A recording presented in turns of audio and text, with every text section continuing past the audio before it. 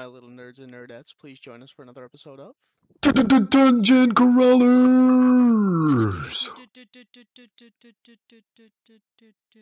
Oh yeah. Dungeon Crawlers. Where we start about an hour late because contractors suck. Just kidding, not all of you do. But Just kidding. We've been saying dungeon crawlers that way for an hour and a half. That's why we're starting late. We were just sitting in Discord going dungeon. They couldn't quite get the rhythm and the cadence that they wanted, so Not quite. took them a little. You know, you get the party go home. Excuse me. But the group has found a little pocket dimension prison that was being used as kind of sort of a safe house of sorts that allowed for the capture of Patience and Sophia, where they were being held by the hammer and the needle, where the hammer proceeded to beat the sense out of Sophia and Patience, torturing them meticulously for about a half a day-ish, trying to gain some type of information, telling them that eventually they would be taken to Donovan, but in the meantime he would have his fun with them, because it would be about a day or two before the their airship was leaving. In the meantime, a conversation was had with Needle, and a softer side was seen, found, discovered. In the meantime, thanks to Axel's trusty nose, you were able to track Patience and Sophia through the whorehouse, per se, with a little striptease done by Nova. And through the whorehouse, the streets, into the slums, where they discovered on the 13th, 14th stack floor, whatever, in the air, the party discovered this little pocket dimension. Battle was had, some tricks were laid, the party came to, some really close calls there for a little while, and ultimately resulting in the defeat of the hammer. And that's where we guys left off, as you guys were running, had jumped out of the building into the air, and made your way safely down to the ground floor of basically the slums. I would say at this point, it's like 2 or 3 in the morning. Incredibly early in the morning, about 13 hours. Well, total, it's like 18 stacks. This big giant, I don't know, like hobbled building patchwork thing has come crashing down behind you. And I wouldn't say like a raging inferno, but a fire has started behind you as you guys are Wizard of Oz standing together, linked arms, standing in the middle of the street at about 3 a.m. My music doesn't match because it has birds in it. Yeah, that's fine. One thing that you guys will notice after you guys land, 2 things. One, Needle seems to have fucking disappeared. She is gone. Another is you hear groaning and like coughing about 10 feet to your left, kind of like in the rubble a little bit. And that's where we'll start. I think we're all really banged up. Yeah. Yeah. No kidding. You are pretty fucked.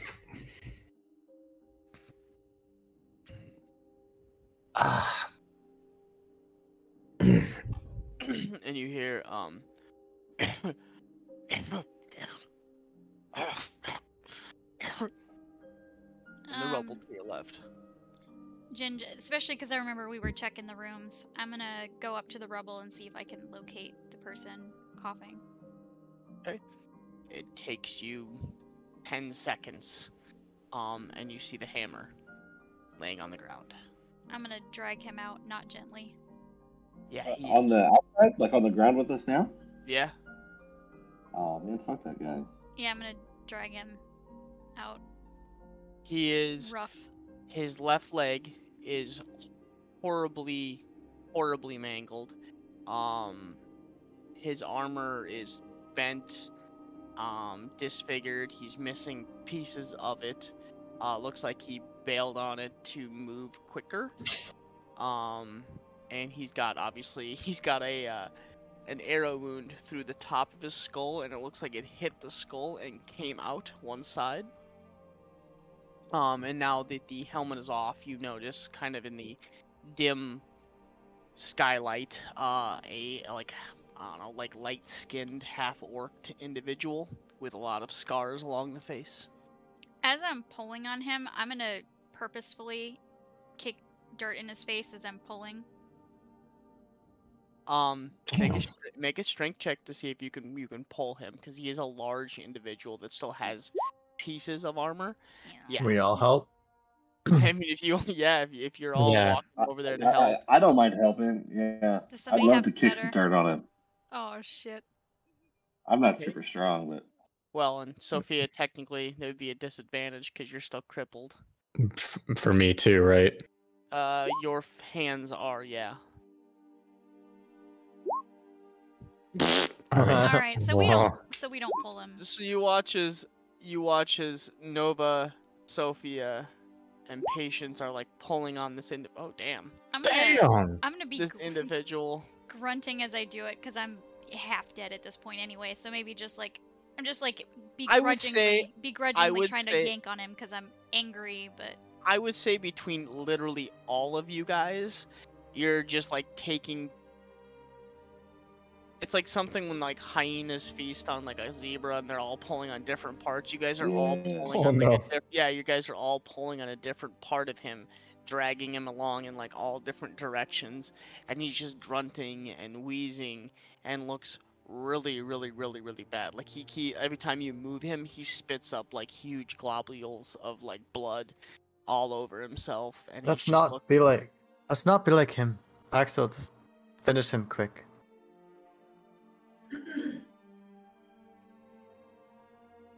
I'm gonna be like him a little bit. I'll take one of my hand axes and I'll slit his throat. So as you go to get down and slit his throat, he just smiles at you and he'll find you. He always does. I'm gonna be glaring at Yeah, him. but we found you, right? I'm gonna be glaring at him before Axel slits his throat. I'm gonna spit on the ground next to him. As Axel gets down close and you take the hand axe and you go to run it across his throat, he spits like a huge wad of like blood, spit, mucus like directly in your face, Axel. As you guys watch as he just drags the hand axe across the neck. And he makes no movement, no noise. He just stares at you and just smiles as you guys watch as the blood just pours out. I hope you enjoyed the game you insisted on playing. We should get out of here before the attention's thrown to us. Yeah, I don't think we're The gonna. whole town's gonna be here in a second. Yeah, fucking off sounds like a good idea. Can we see like the fastest way to like get under the cover of darkness somewhere? I mean, the whole slags, like the whole slums that you're in, there's literally no lights. It is pitch Oh, I thought there black. was like a big inferno. Oh, behind you, yes. Okay. I mean, if you were to if you look forward ahead of you, like like when you do like a bonfire, it's lit up like 40, 50, whatever feet away. Yeah. And then it's just like pitch black after that. So it's easy enough to just kind of blend back into the darkness. If you were to literally walk about 30 feet and then like off to a left, you just disappear. It'd be pitch black. Then I'll start hobbling in that direction. Okay. I want to search him for anything else that he has. Okay. You don't find anything. It looks like he bailed on a lot of shit to get out quickly. Okay. His chest piece was missing. Yeah. His leg pieces were missing. You find a pouch and you open it, and it looks like he had like 1 gold coin in it, but at one point it got caught on something, snagged and ripped the bag open. You are carrying the great sword still. And the pouch from earlier that he like tossed as like collateral for patients. Correct. Yeah. Which you open up and it has about 150 gold pieces in it. But what you do notice is the great sword kind of hums a little bit.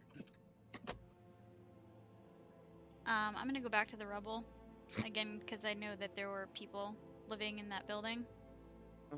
Without putting myself in danger if it's on fire. I'm more just gonna see if I hear anything, or if there's anybody that I can get to. Roll a perception check.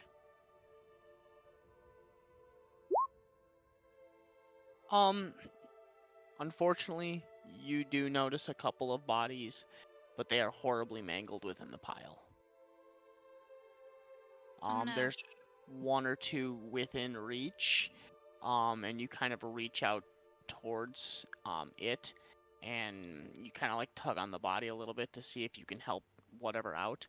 And as you make the tug, you notice like it's partially detached from like the shoulder blade. Also, and shit. like if I'm grabbing or looking at somebody, I'd be trying to do a detect thoughts to see if there's any conscious being it's present. more of those like you don't lift up a whole arm, but you like reach out to grab the hand and you kind of do the detect thoughts, and as you kind of like gently like pull and you're asking if they're okay, you get no response from the detect thoughts, and you notice the arm gives way a little bit more than you would like it to. I'm gonna frown and just turn and follow the party. Okay.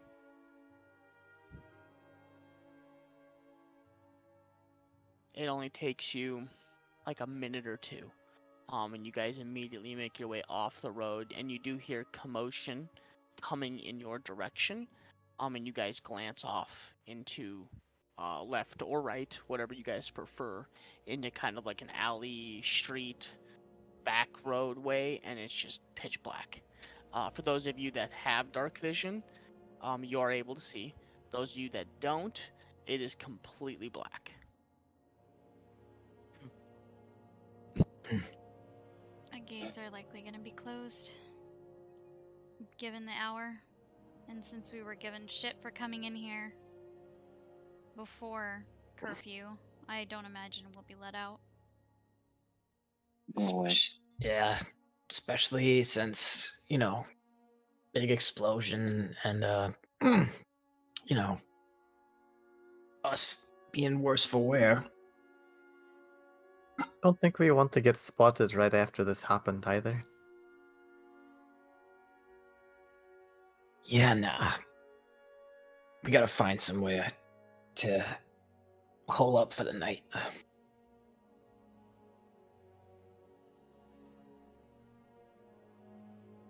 Ginger, do we see anywhere like a little alcove or something that we might be able to pitch up for the night? I mean, Or an abandoned building. Or an abandoned building. Potentially abandoned building. Make a perception check. Because in theory, there probably is a lot of. Nope. Yeah. So it's really dark. You do peek into 2 of these small hovels that are close to you, and they are occupied. People are sleeping in them. One person actually pops their head up and like holds out a dagger, and like waits for you to like close the door behind you and walk kind of backwards. Maybe there's an abandoned house somewhere nearby, but you're unsure as of this point. Or is it your first? No, the second roll was just the recent roll, correct? Says he had 15 and a 4. Yeah, the 15 was earlier when she was looking for someone. Yeah, the 4 is just now. Okay, yeah. So I don't know if this might select just the picture.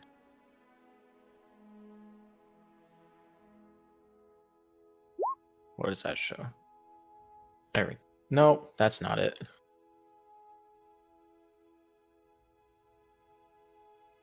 I don't know if this would help us at all.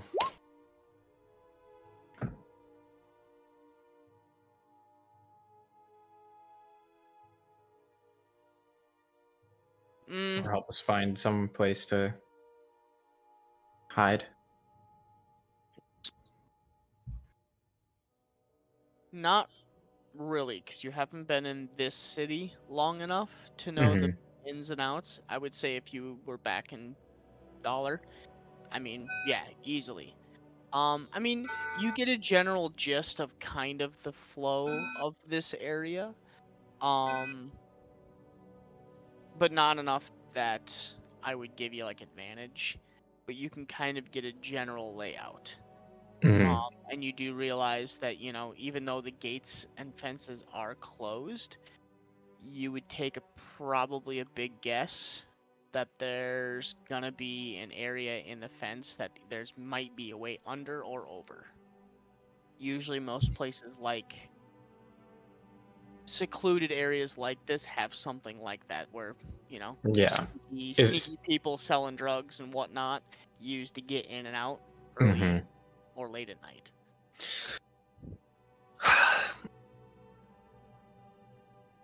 Well, we might be able to find somewhere we could squeeze through the wall or the fence.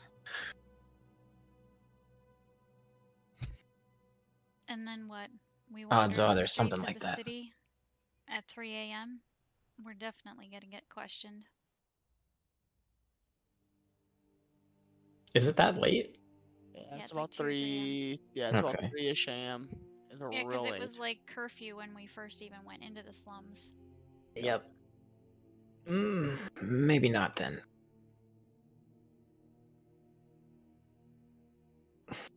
I think we're probably better off staying in here until the gates are open, and then we can go back into the city.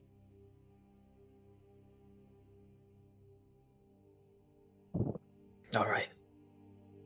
Let's keep looking.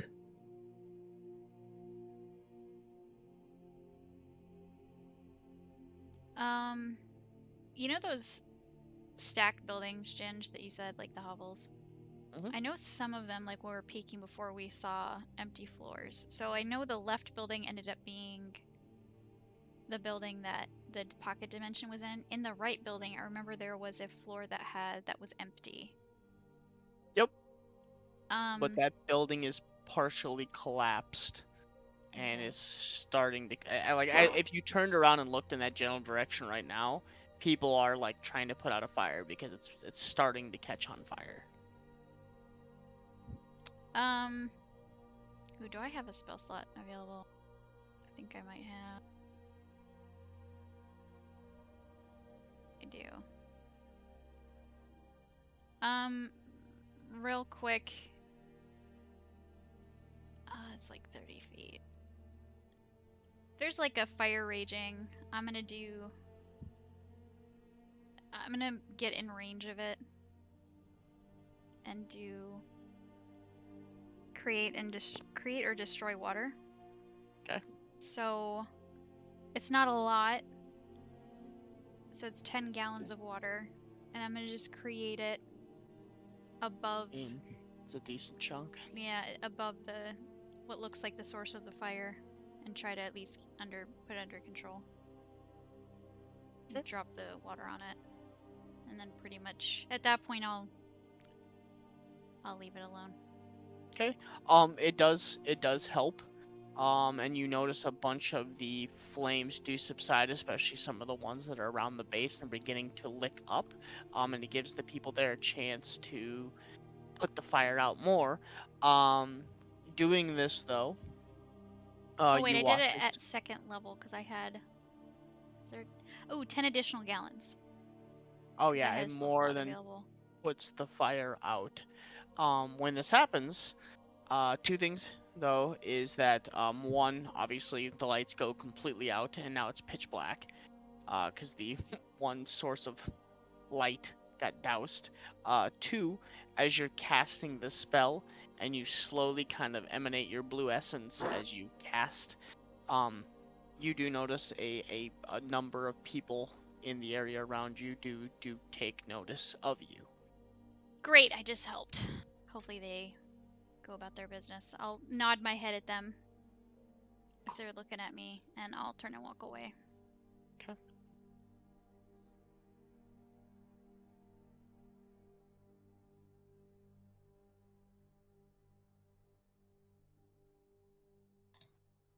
I feel bad for the people. We ruined a lot of people's housing and potentially killed several people. They already have a hard way of life, so kind of felt bad and wanted to help at least a little bit.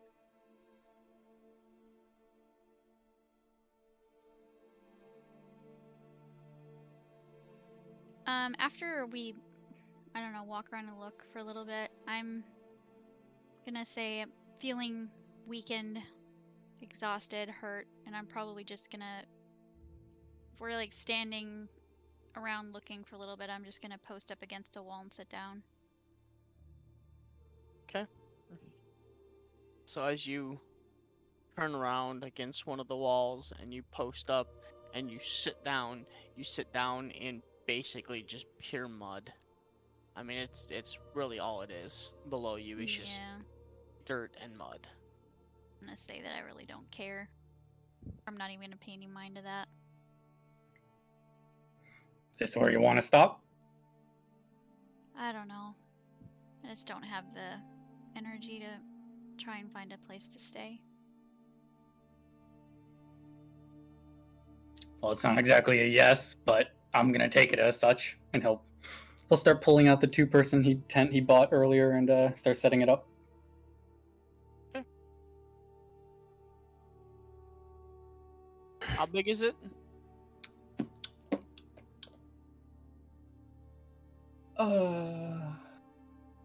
Doesn't say. It just says it sleeps 2.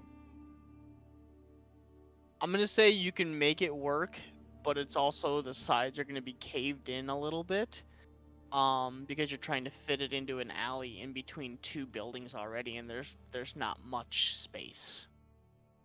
There's just enough space for you guys to stand almost shoulder to shoulder, building to building, and even. Oh, you think I'm letting these other 3 clowns in? No, this is just for us. Well, I understand that, but even just you two, the tent itself is big enough where it's to set it up between the 2 buildings. You kind of tie it off on the building to hold it up instead of like staking it down. You know what I mean? So it's kind of, it doesn't form like a nice square. It's more of like a square and then like like jaggedy in. It works. But it does give you a. Well, no. I would assume it probably doesn't have a bottom, but it provides shelter. Yeah. So.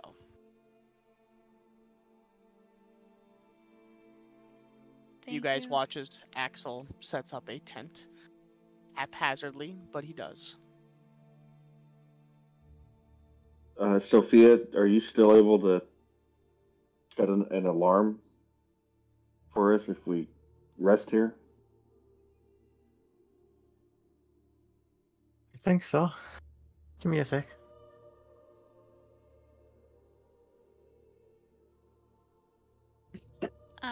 After Axel sets up the tent, I'm gonna get up and I'm gonna prestidigitate myself so I don't have mud butt. I mean, he puts up the tent, it still doesn't have a bottom to it. That's whatever. Okay. I'm still You clean off the blood and the grime and the sweat from your body, and then you clean up the mud, and as you guys, he gets the tent set up, you kind of sit down again and get a little mud butt again. Yeah, when she's inside, I'll head inside and I'll shut the flaps. Okay. I'll put up an alarm. Imagine I'll put it like bedroll and stuff down too, so that's probably what will get dirty. I'm literally gonna lay it out and just like crash face down on it. Okay. I'm fine just sleeping on the ground, but I'll take my bag of dirt before I do, and I want to like leave the alley to like the road, I guess, that you would like walk on. Yeah. And I'll empty some of the dirt from my bag onto the ground there, and then I'll go to sleep. Okay. Just like home. Yep. This seems familiar. And all too familiar seem for you, Patience and Sophia. Mm-hmm. As you... So y'all winding down to go to sleep? Anybody need anything before we call it a night? Nah, I'll stay up for a little while though. How big Make is sure we alarm? aren't followed or anything. How big around is alarm, Sophia? It's not that big. It's 20-foot cube.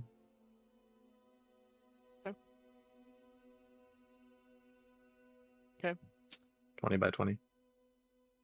Yes, you guys are able to sleep tent, and then you guys are basically set up like right in front of the tent. As you guys, each one of you guys lay down. Okay. I'm gonna spend 1 hour of my 2-hour light activity identifying that greatsword. Okay. We're actually probably better. I'll be on the other side of the tent, just in case something comes from the other side.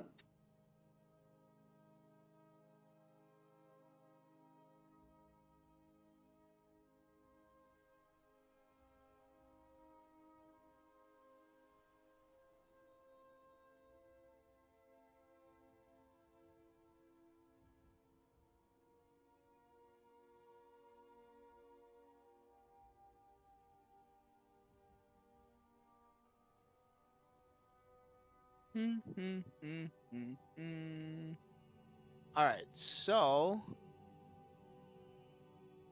Cancel. Stop it. Give me your stats.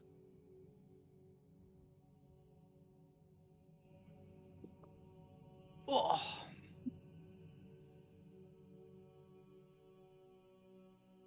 So it is a... I'm trying to send this to you, but it's a great sword of life stealing. Alrighty. And something else is off about it. Okay. But you don't know what.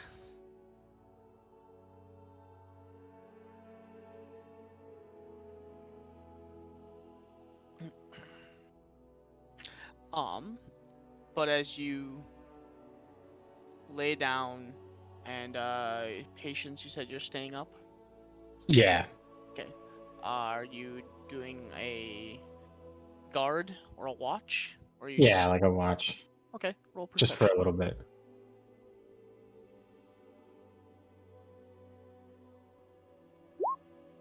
Okay. I've rolled better. Let's be real here, KB. You're just literally rolling over and peeing into the street. As you all lay down and sleep, the night takes you abruptly as you are worn down, tired, extremely worn out. Roll a d6 for me, Sophia, and Patience. And -1 off of whatever. Okay. Okay.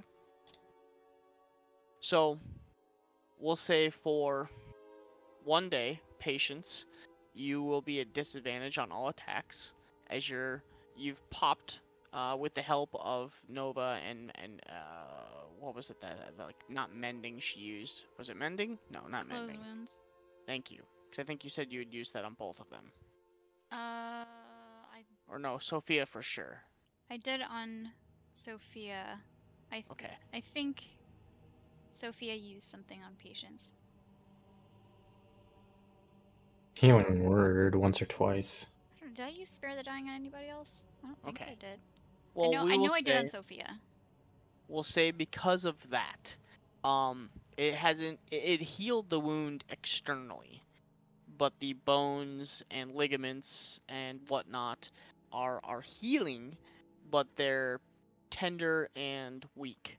So for the next 2 days, Sophia, you'll have half speed, and then because you'll still be able to walk, but it's kind of more of like a hobble. And patience for the next 1 day, you'll be at disadvantage for all attacks as they're healed. Your fingers, a lot of them got popped back in, and the breaks were mended. You have pretty much like the boxer wraps. You have like all your fingers are taped to one another right now, and you can move them, but it really hurts to like bend or like if you were to punch something. Right. So, but the night takes you. You guys look up and you watch KB literally just like roll over on the ground, and he pees out into the street, and then just like rolls back over and goes to sleep. But the night takes you. Patience, you do notice with the perception roll that you did, there are a lot of shady characters that walk right on the outside of the alarm. You kind of catch them because you do have dark vision, correct? Yes. Yeah, 100%. You see them kind of walking 10 feet away-ish, and they're like looking at you guys, and they'll walk off, and then you'll see like another individual, and like you'll see some like cloaked individuals, and actually,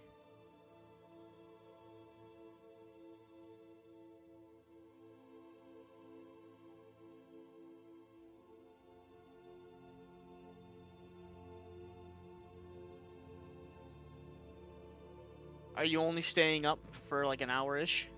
How late do you staying up? It's about 3 a.m. at this point, as you guys all bed down.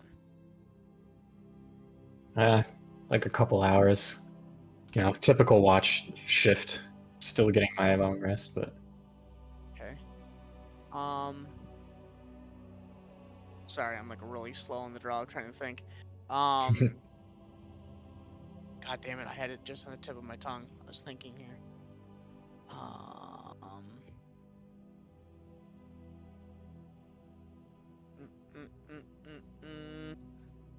Abyssal and what's the other one? The demon languages. Oh, Infernal. Infernal. Thank you. Abyssal is demon. Yes. Infernal is devil. Yes. If your version of the hells is the same way. It is. So Abyssal is Jesus Christ. I am like literally brain dead right now.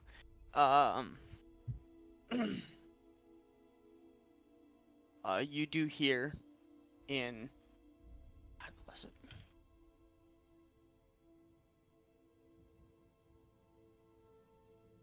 Abyssal is demon. Yes. No. Infernal is devil. So Infernal. You hear Infernal. You speak Infernal. Yes. You hear a conversation about 20 feet off that catches your ear. It's far enough away you can't make out exactly what it is, but you do hear a discussion.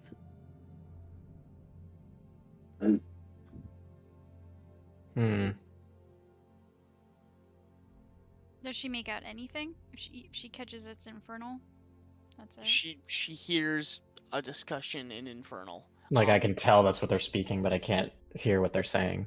Correct. Unless you want to get a little closer.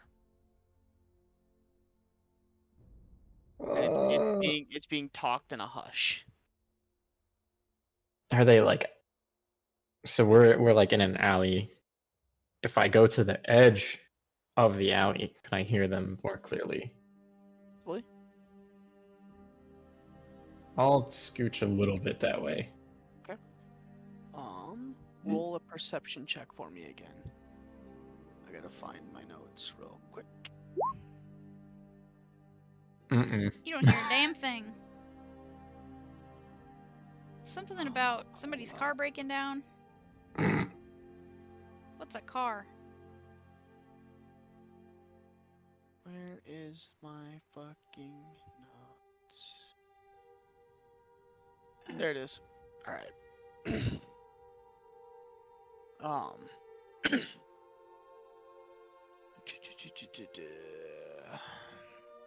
Nope, I lost it again. Damn it.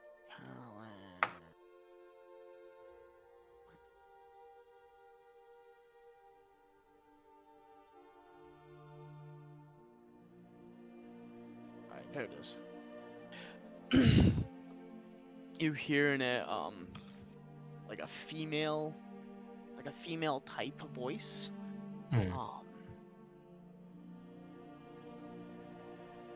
Yes. They don't know. The plan is moving along accordingly. No. Some muffled words. Muffled words. Muffled words.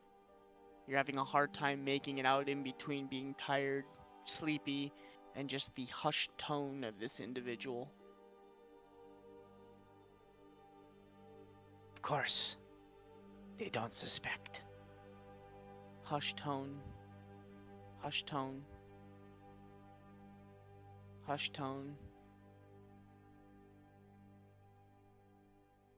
Of course. The Queen does not suspect. Some other things you can make out. Some other things you can't make out.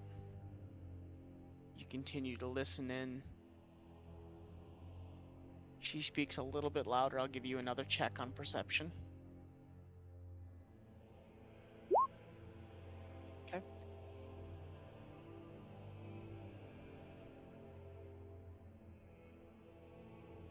Of course. Yes. We will succeed. The three calamities are one.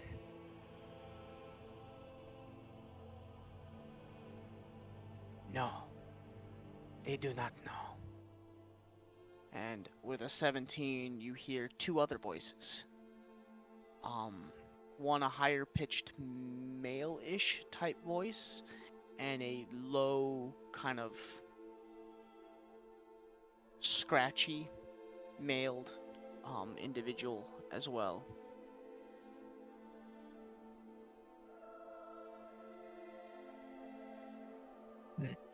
I will continue to work in Molten Hammer and advise as such. Yes, I will continue here in Voyeurs. We will continue as planned. The success continues. Create chaos.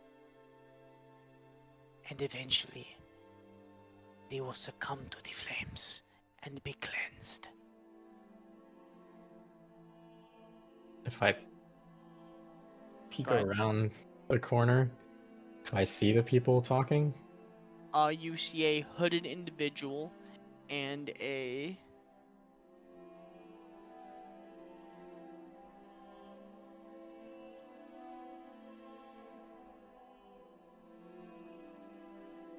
Sorry, I'm just trying to make sure I have the right... I give you the right,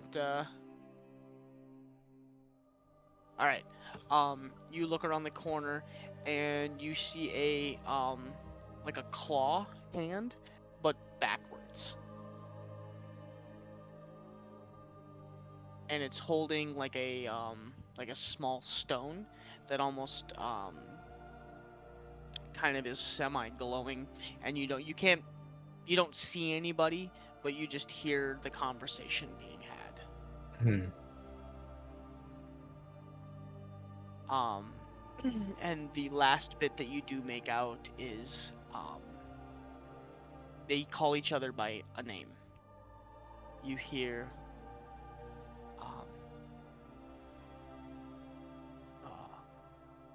War. Are you continuing to meddle in Voyeurs? Yes, famine. How goes Kaylor? Are the taxes set high? Yes. I have gotten them to begin to fight among each other. I will continue to cause this. Good, good. And what about you, Death?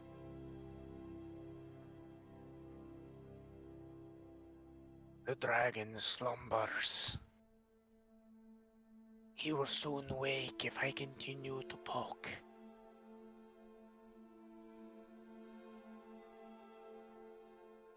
What is that noise, Famine? Hush! Shh!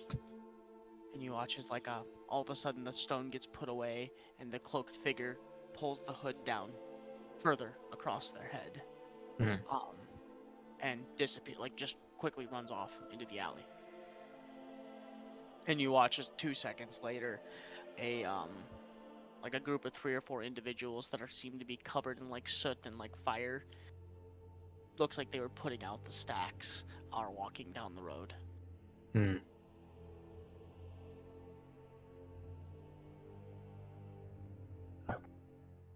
I would say that I would follow them, but that would be possibly stupid. So I'm gonna go back and sit my ass down and go back to bed. Okay. As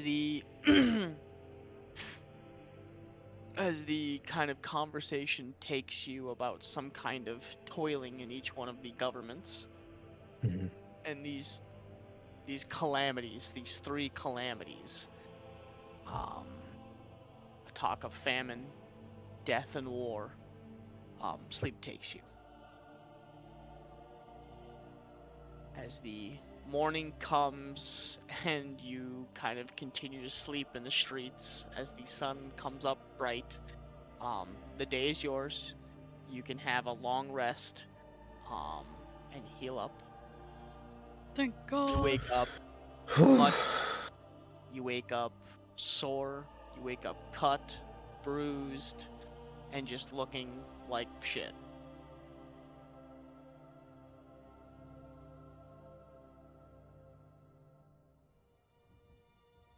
I'm gonna stretch and look over at Axel.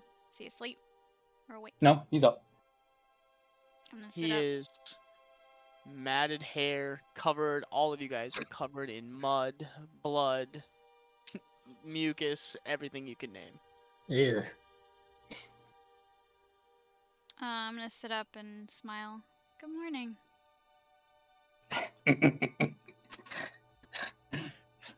He's he probably doesn't take notice at first. He seems to be snickering to himself. Morning. What are you up to? Sort of takes the greatsword off his back and brandishes it. Just happy to have a blade in my hands again. Yeah, it's a fine sword. It's a big fucking sword. And it looks, now that you see it plain as day and up close, it is a wicked looking, it's like one of those ones out of like Aladdin movies, you know, it's like where it's like wavy. Like it's just jagged looking. Gnarly. Kind of like a flamberge. Kind of, but it looks like almost 2 snakes that are coiling around one each other, and they come to like a double-tipped point. Oh.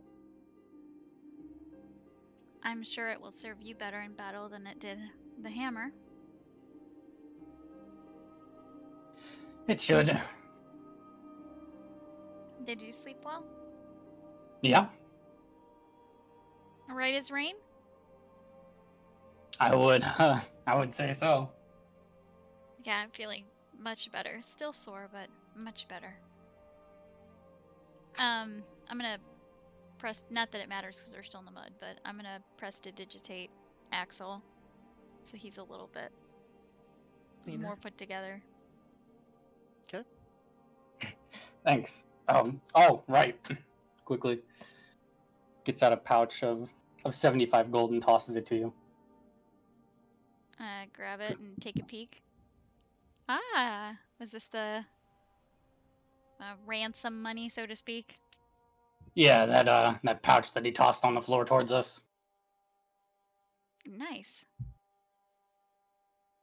I will add that to my inventory. That's what I pictured anyway. That's pretty darn close to it, except for it looks like two snakes coiling around, and then they come up to a double tip. Okay. Yeah. Interesting. Like a double flamberge, like Bident. Yeah. Ooh. It's weird. Cool. I like it. Too bad I'm not the one using it. The bottom of the blade axle does have like a symbol, like a hammer, right at the hilt.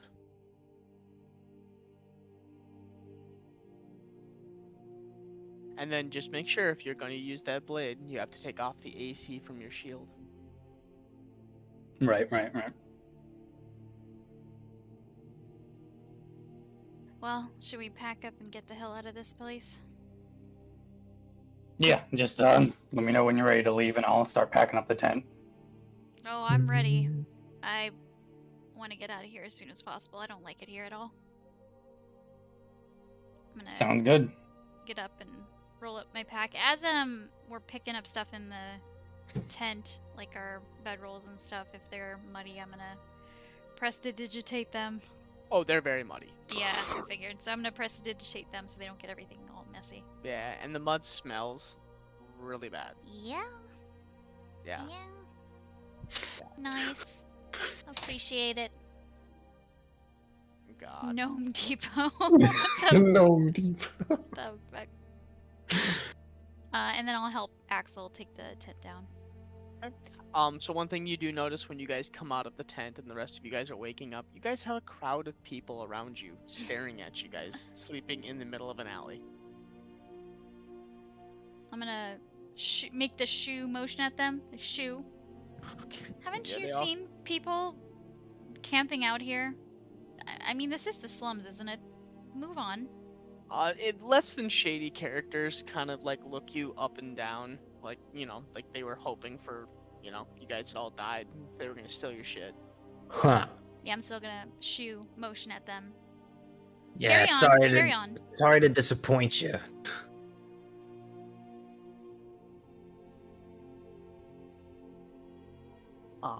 But it does take you just a little bit to basically pack up and get on with your way, or on with your day. I would say at this point, cut it a little short, but you guys wake up around 9 a.m. to get that good night's rest. Okay. After packing up the tent, I'm gonna look at everybody. Alright, should we get the hell out of this place? Farther away I can be from here, the better. Yeah, maybe not come back here. I'm gonna Not kind of anytime soon, anyway. side-eye Patience when I say that.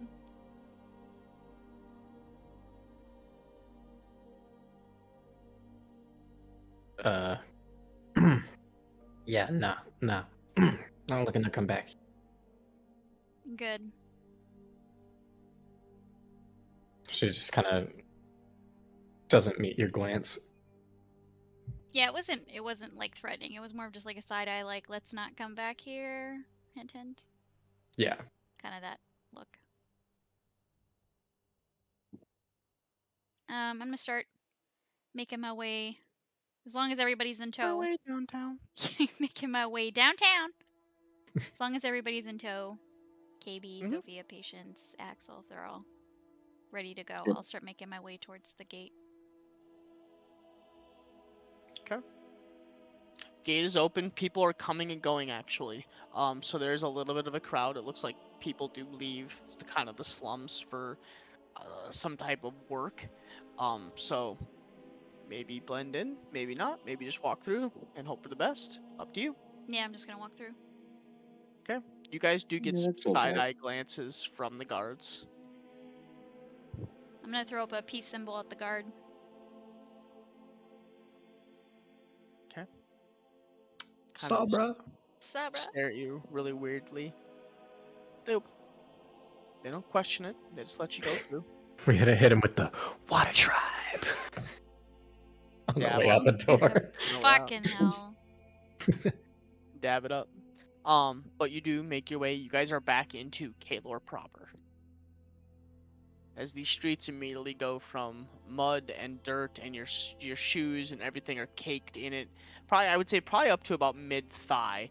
You know, like when you're walking in mud and like you kick it up and it gets on the back of your, like on the back of your leg pants and shit like that. It's kind of what it is right now. It's like thick caked mud. Lovely. Didn't someone prestidigitation somebody?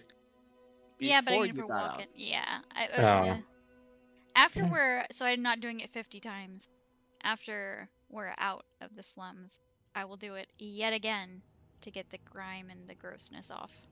So just like a mother at Disney World, the moment you guys get to a safe portion, she stops you all and looks you over and cleans you all from head to toe. Like a mom at Disney World. Hold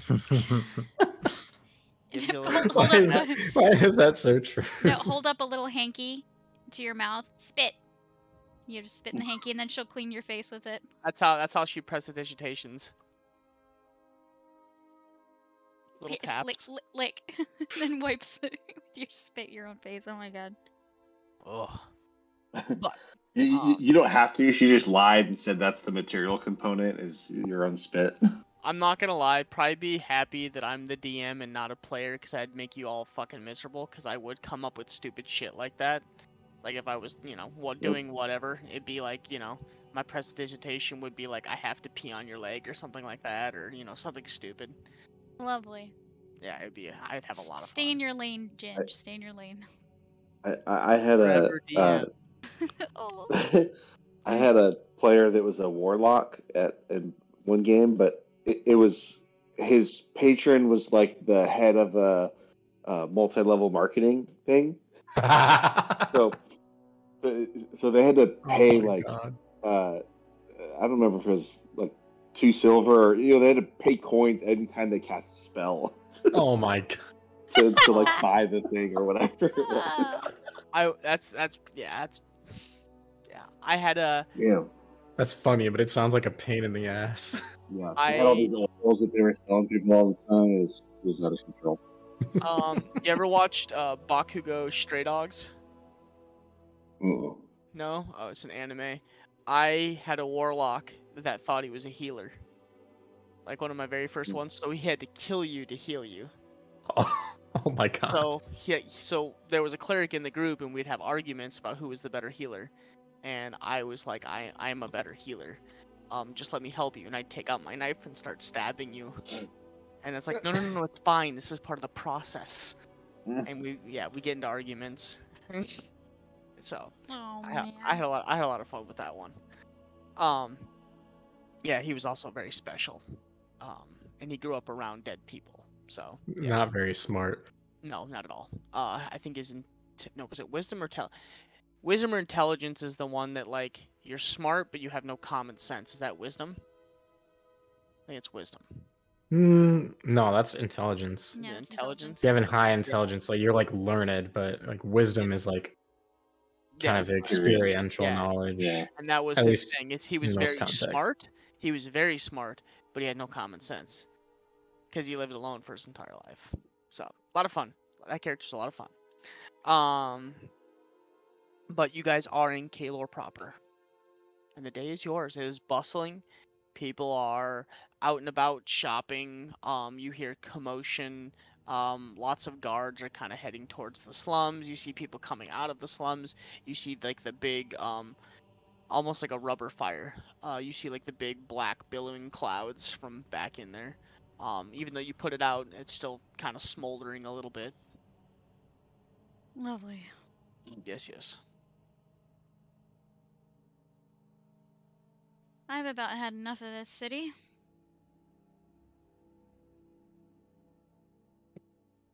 Too many unfavorables seem to reside here.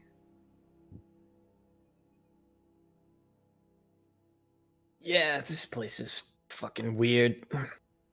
Plus, you know, probably helped to get some distance between our last known sighting.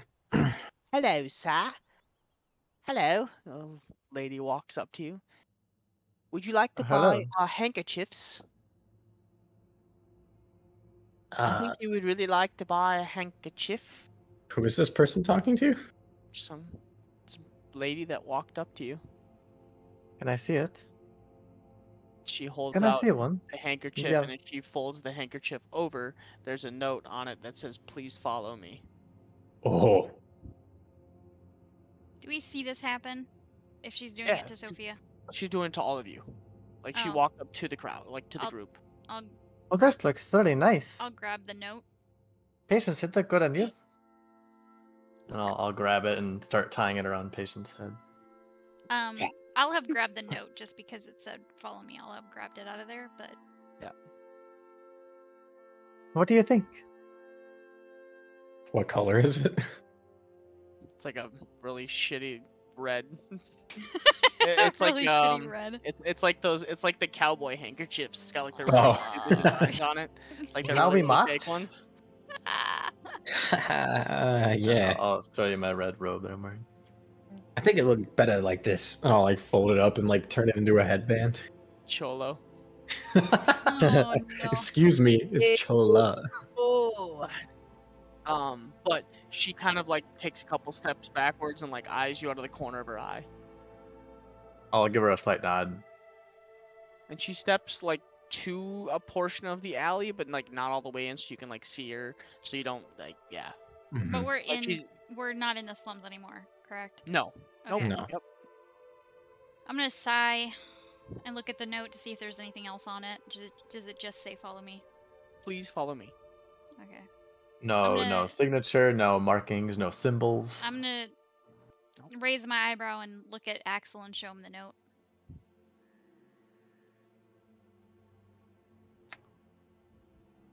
What do you think? I mean, it's up to you. I'm gonna sigh. Especially if I see, like, Sophia following her immediately. I'm certainly not. In fact, I'd be very curious to see what you guys are doing. And Oh, I thought you said you were really- gonna follow. My bad. No, I nodded like I was going to, but I haven't moved yet. Okay. Mhm. I'll kind of turn in toward the group though to act like I want to talk.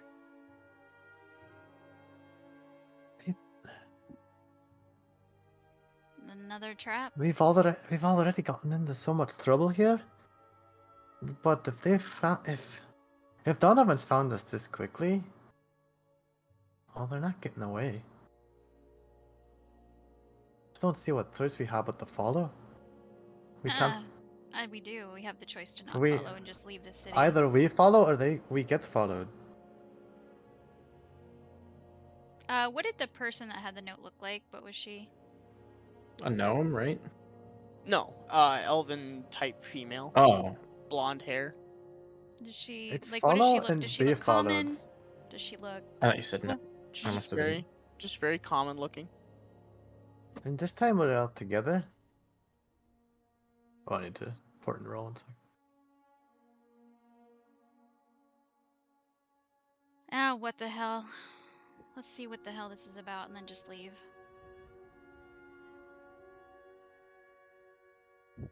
I'll as long as everybody looks like they are in agreement, I'll follow the lady. If they're going, I will. She pulls out a red dial. Allah. No, I'm just kidding. Oh my god. No! No. Oh, I You meant take- to ask, Ginge, was that a necklace of fireballs that the henchman had? Mm-mm. Okay. The henchman. The hammer? The hammer, yeah. Oh, when you took that thing out and clicked it? Yeah. It seemed to be some kind of device that. Like a Because he had a switch. but he had a necklace too that he set down on the ground. No, Oh, he he took it. He cracked cracked it and took it Oh, off. gotcha, gotcha. So basically, it was like a trigger. You took the trigger off, did it, and then snapped the trigger so it couldn't be reset, and basically threw Gotcha. it down. So it set whatever happened in motion. Yep. But you walk about 30 or 40 feet off the main road onto a side road, which is very well lit. And you are standing face to face with this female. Hello? Well, what is it? Well, it looks like you escaped. So what's your plan now? And you watch his face for a split What second exactly? morphs to the needle and then morphs back. Oh.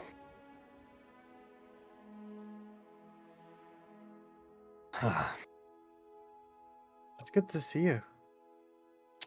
Aren't you the one responsible for trapping or entrapping patients? I am, with reasons. Nova, it's okay. My eyes are gonna glow and I'm gonna probe her thoughts. She's not one of Donovan's. You meet a wall the moment you probe her thoughts. I don't appreciate that. Please don't. Nova, she's not one of Donovan's. I don't And think you you're in a look place down, to say whether and or not you appreciate anything. You single-handedly put our There's group... not time for this, Nova. We can trust her. I'm gonna cross my arms. I didn't want to be there as much as you don't want to be. But I will tell you this. He is on his way here. I figured it as much. Well... Well, I wouldn't say him per se. He said His somebody men. else. His next one. You have time. There is a way for you to leave quickly, but you will have to wait a day, and you'll have to trust me. Well, I did that once. And look where that got me. She looks directly at you. It was fun. But For you, maybe. I You're not the one bruised or fingers broken. I didn't have a choice. Hmm. It was not something that I enjoy doing. This is a trade that I do not want to partake in. But you're making the right decisions. So, And she looks directly at you, Sophia. Will you uphold your end of our deal? I'm gonna look at Sophia. Deal! I will do what needs to be done to make sure that you helping us will never be found. That's not the part that I'm asking about. And we will go after Donovan and kill him. He keeps them close at hand. Your family will be... I can't promise that. We will do our best to keep your family safe. Why don't you go after your own family? Do you think You're so good at your tricks of the trade, why don't you devise a plan and get your family back yourself? She pulls her shirt down a little bit, exposing a large portion of like her chest area, and you notice a long, jagged scar, like deep and just wicked. The last time I tried, he did this. Yep. That tracks. I can't do it alone. I've tried more than once. And the last time that I tried to escape is when he took them. And he has a larger collateral on me than I can afford. Will you be coming with us? I'm dead. I will be... Like you said, as far as Donovan knows, you're dead. Correct. But he has a way of tracking us, and I have to figure out how. So I'm going to disappear for a while. I'll be watching from a distance and helping you as much as I absolutely can. I'm worried he's tracking us the same way. I agree. And I don't know how. And I will contact you when I find out. I promise that much. In the meantime, I have a suggestion. You don't have to trust me. And she looks at Patience. I understand that you don't have to trust me. But He has an airship here that will be coming tomorrow to deliver you to Dollar. It has been paid for, but with some trickery and deceit, I'm going to show up and try and persuade them as well, telling them that the plan has changed. Then that's gonna let him know that you're still alive. Not if she looks like someone else. Correct. Mm. I'm going to look, and she morphs quickly, and you see the hammer's face. Ugh. Ugh. Just like this. And then she morphs back. God. I apologize. Well, I'm glad you didn't look like that when I saw you first. My suggestions: go to Voyeris or Molten Hammer. Those are two places that are mostly out of his reach. He doesn't have a whole lot of contacts there. But do not go straight there. The Skyport does do partials. You could stop at Balin's outpost, and take, or not, Balin's outpost, and you can, hop a caravan, or get some other mode of transportation, and disappear to the Wastelands or Voyeris. Or, you fly into Balin's outpost, and disappear up to Molten Hammer. Do you know anything about flying one of these? I don't know anything at all. Do you have a guess how far they could fly with no one on board? Not far. It takes a skilled crew to run an airship. They are not, if this is what you're worried about, they are not Donovan's men. It's just a hired taxi, per se. So... An Uber. So you're gonna be our captor, and then we come aboard with you, and you tell the crew that we're going somewhere else. Donovan wants us to meet him in Balin Outpost. Okay. Worst comes to worst, we take out a little bit of the crew, we tie up the other half, and we make the bare minimum needed to make the ship run. I wouldn't suggest that if we can go the other way, as it takes a full hand to make a ship work properly. The ship was already scheduled to be here tomorrow. Correct. Needle, right?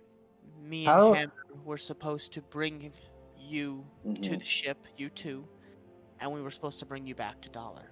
See, I'm with KB. I trust you. I really do, and I think your heart's in the right place, and I am worried about your family. But it seems that this is another means of you accomplishing your original goal, in which we end up captured. And so I need a promise that this is not that. So what can you do here to promise me that we're not just being led right back into the same trap? Takes out a knife, sets it in between her ring finger and her pinky, and cuts off her pinky. That's my promise. And she begins to immediately tape up the pinky. Damn.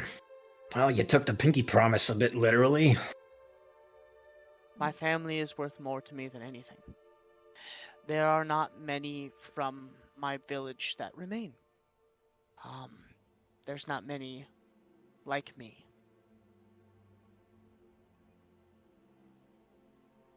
Well, that I can understand. There won't be many more like you if anything happens. This is why I'm asking. And this is why I did not... This is why I did not kill you two and make you sleep. This is also why I left such a distinct trail back here. I was really hoping that, and she points to Axel, he could follow it.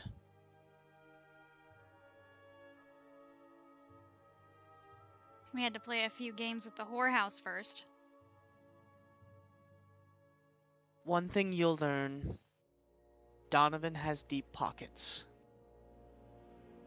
Trust no one.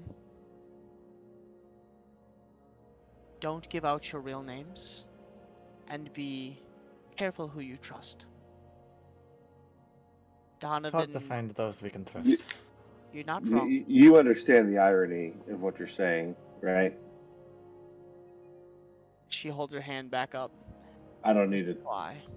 I understand. I don't need to connect the dots, right? We can all see the irony, and you weren't. Okay.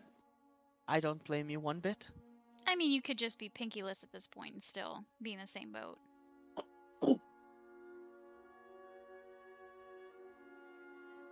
I understand. So, what else would you like me to do? Actually, I know exactly. And she looks directly at you, Nova. Go ahead. Oh shit. I'm gonna raise an eyebrow at her. I'm gonna reach my hand out to her hand. She gives you the hand with the pinky cut off as it's kind of like slowly seeping through the bandage. Places it on yours. I'm gonna grab her wrist and press my thumb against her radial artery. She offers no resistance. And I'm gonna stare into her eyes and probe her thoughts. Okay. You going deep? Going deep. Okay. I think you can just get the information. You don't have to roll for anything, correct? No, I mean if she yeah. I roll, but if I get the willingness, like I told you, my special thing that I can do is if somebody offers me their hand and lets me press my thumb against their wrist like that, I get advantage on my She roll. offers no resistance. How deep and how far do you want to go? I'm looking specifically, if her story matches. Is her family, in fact, taken by Donovan? If I can, I'd like to see what they look like. I'd like to see what Donovan looks like. I'd like to see her interactions, things she's been forced to do, and her true feeling about what she's had to do in regards to her jobs, and then how she feels, more importantly, how she feels about this whole interaction with what she did to Sophia and Patience, them getting away, her asking for our help, and her intention. Guilt. Immense guilt and remorse. She hates who she is and feels, as you probe through, you see a lot of people she killed. Like a lot of people. In the name of Donovan, and half of those memories results with her usually puking pretty closely thereafter. Immense guilt, remorse, sick of herself, has thought about killing herself many times.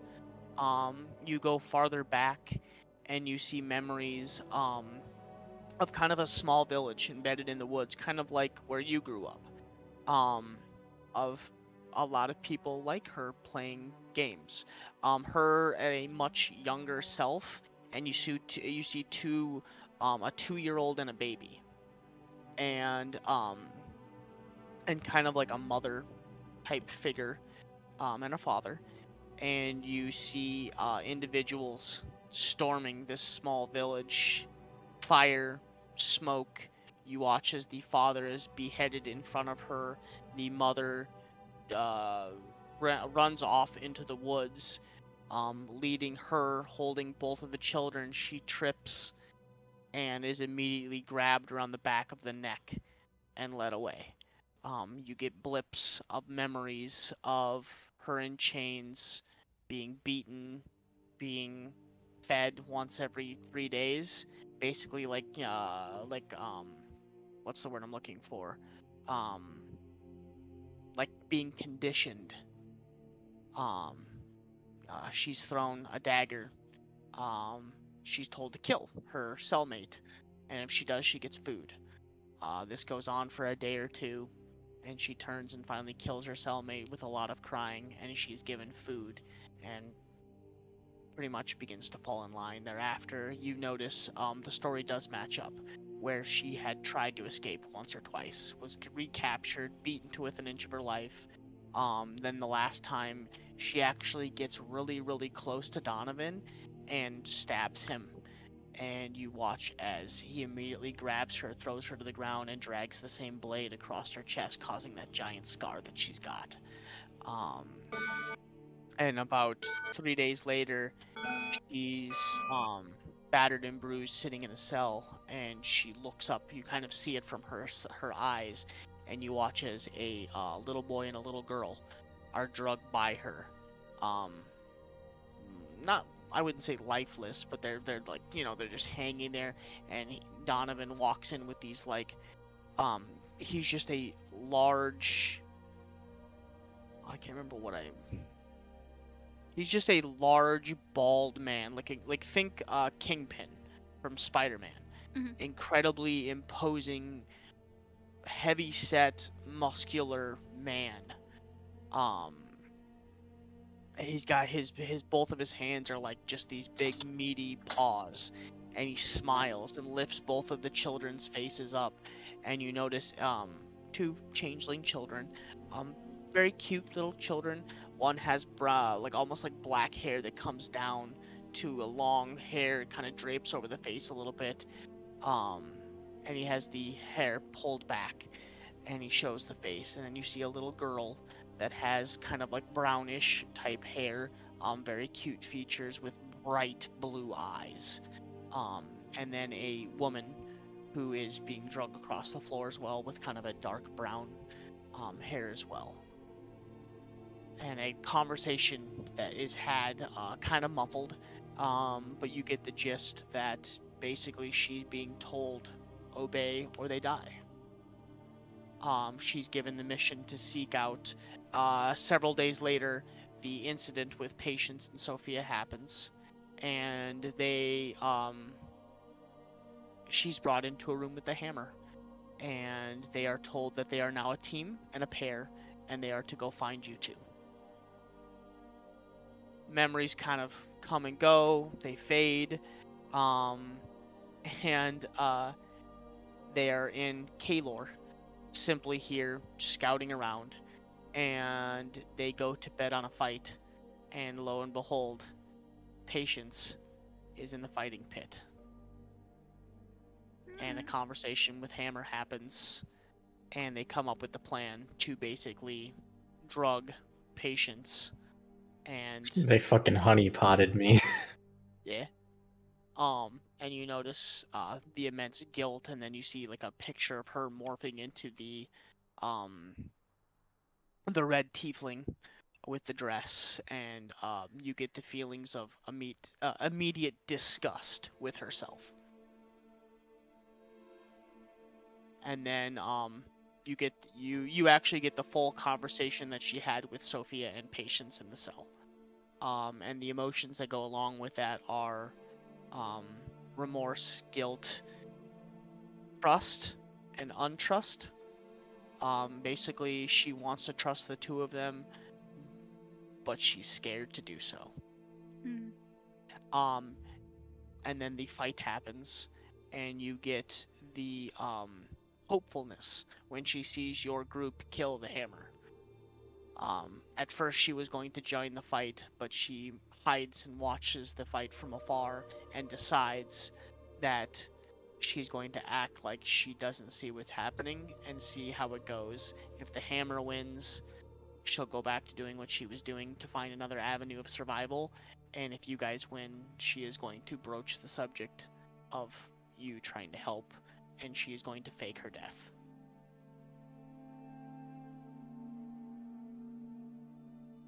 Okay.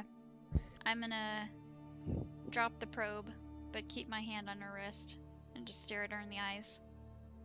Okay. You do look up, and she does have, like, she's not, like, full-blown crying, but you do, like, like, when you look at somebody's eyes, and they're, like, it's, like, wet. Glassy. Yeah, it's glassy. And she just kind of stares you back, like holds her head up a little bit. I'm gonna take my hand from her wrist and slide it up into her palm and squeeze it. All right.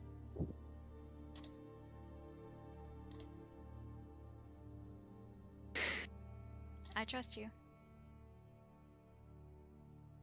Sounds good.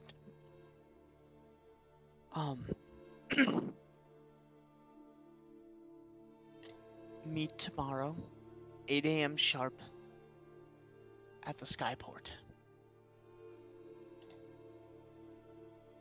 I will do the talking, and do you have any ways of disguising yourself? Oh shit, do I have a disguise kit? Do I have a disguise kit? I do, I have a disguise kit. Ew. I can, but only for an hour. Oh, he said hold on.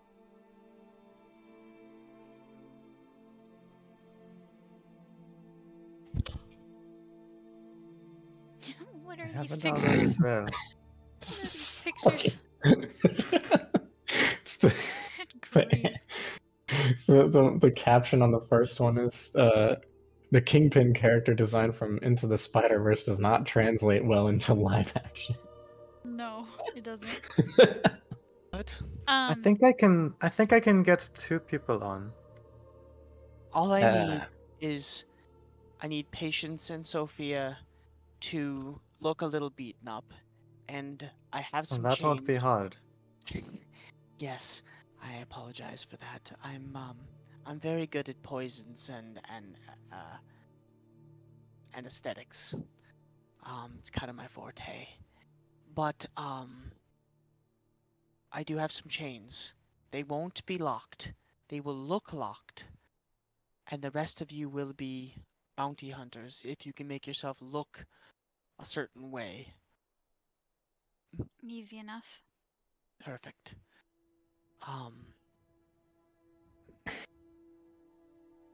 And we'll board that way, hopefully. Like I said, come ready in case it goes south. We'll try and basically commandeer the ship. But if it goes very, very south, we'll have to bail. As obviously, pirating a ship probably, get us all arrested. So. Yeah. There are potential challenges. Yeah. But I'm up for any other suggestions if you have one. That is just what I'm thinking off the top of my head. We could probably get them to go pretty much anywhere else if we want them to. It's just about the same distance to Balin as it is to Dollar. Mm.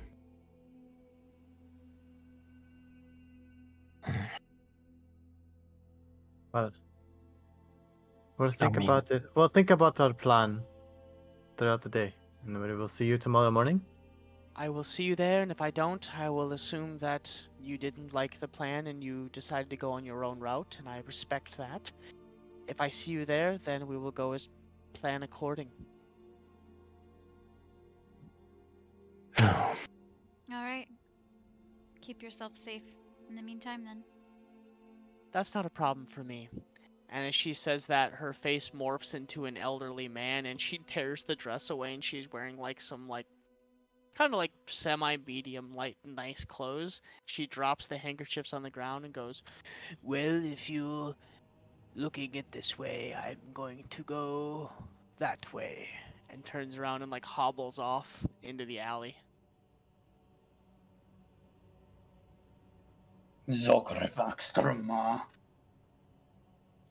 I know. Would I know what that meant? He said something to the effect of, "This is a mistake." Okay, so I responded accurately. I know. I'm gonna mind link with Axel. I searched her thoughts pretty deeply, and I think she was unfortunately a victim of circumstance and had no other way out. I didn't get a sense that she had any malicious intent, and that everything she did was because she had no other choice.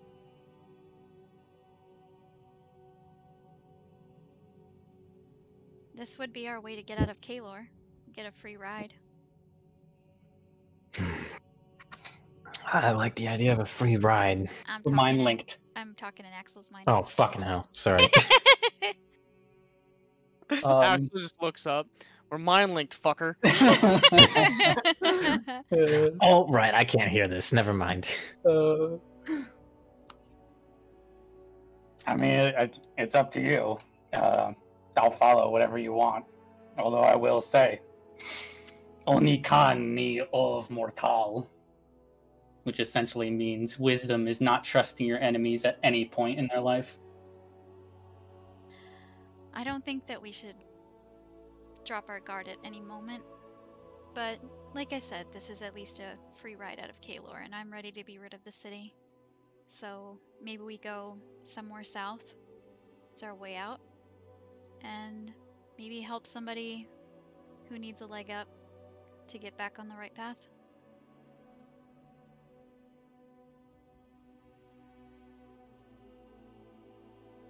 If that's what you want.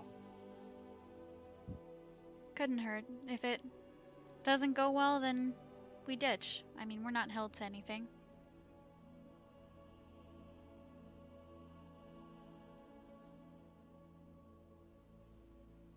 He just nods. They're mind linking. We're having a conversation. We're both like nodding and shrugging and stuff, but there's no words spoken. Everyone else is just kind of used to this at this point, so we're just silently just standing close by, just waiting. Man, even after all this time, it's still odd. What's odd? Oh, nothing. Alright. Well, I don't know. I guess we get some food. Maybe relax after the shit that we just went through. Get a plan together. Relaxing sounds like a great idea. R&R. Alright. Let's head back towards Three Fingers, get something to eat. And figure out what we want to do. Sounds good. Doesn't take you horribly long. Can I stop at a store on our way there? Yeah. I also want to stop at a store on the way there. KB's gonna be like tugging on Nova's cloak. Mom, can we go in here, please? Mom, please. Is this the conversation we had a while back? Yeah, I want to go to the bookstore. Yep. I'm looking at it right now. Are you going for the same ones? Yeah, any of the ones that I would be able to find that I sent you, and then I'm going to send you another one right now. Sneaky, sneaky.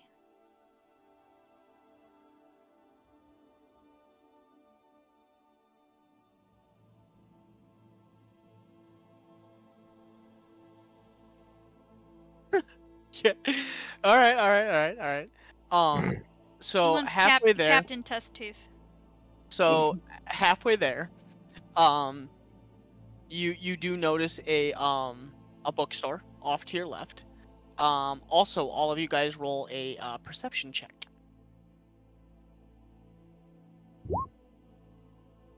I don't see shit. Again. Okay. Axel, you are the only one that notices the board left. That seems to be a bounty board. Shit. Or a city like information type board. And you see a roughly drawn picture of a blue girl. Wanted for questioning arson. Oh. Oh. Okay, blue girl, does it look like a tiefling or does it look like me? Oh, I wouldn't know because I don't see it. Axel would know. Yeah. Pointed out. Yeah, It's like a rough. Once I see it, like I'll go like closer to it, like, oh, that looks off. it doesn't look exactly like Nova. We're kind of close. Kremlok Vakar. He rips it off the fucking board and walks back towards Nova. I'm just gonna be minding my own business, because I don't see shit. Just I'm blind. He very lightly taps her on the shoulder. Yeah, what? He silently holds it up. I'm like, grab it quick. I'm a wide-eyed.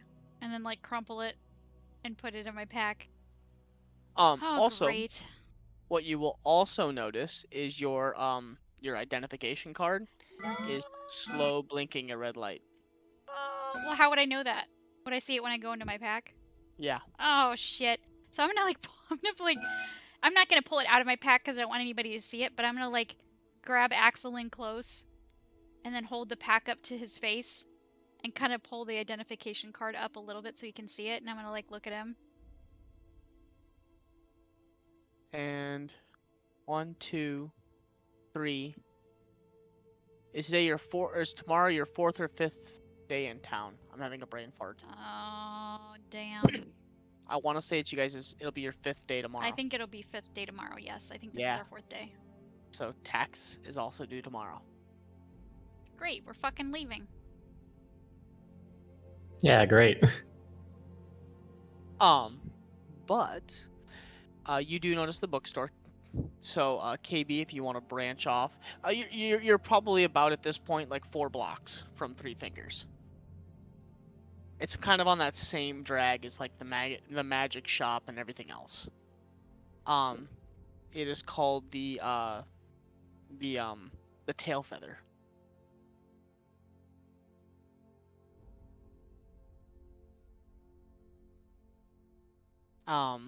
Do you branch off? Yeah, I will. Okay. You walk in and you are greeted by a very, very slender, elven female. Hello.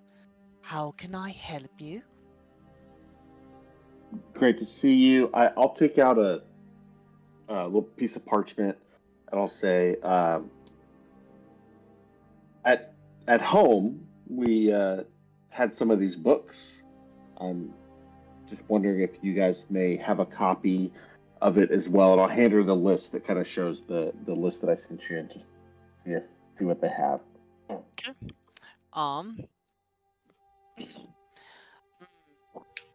A lot of these books are outdated, but we do have better versions of these. Captain Tusktooth.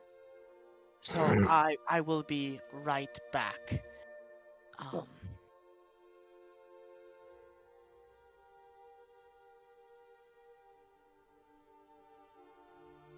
Yeah, that one. Oh,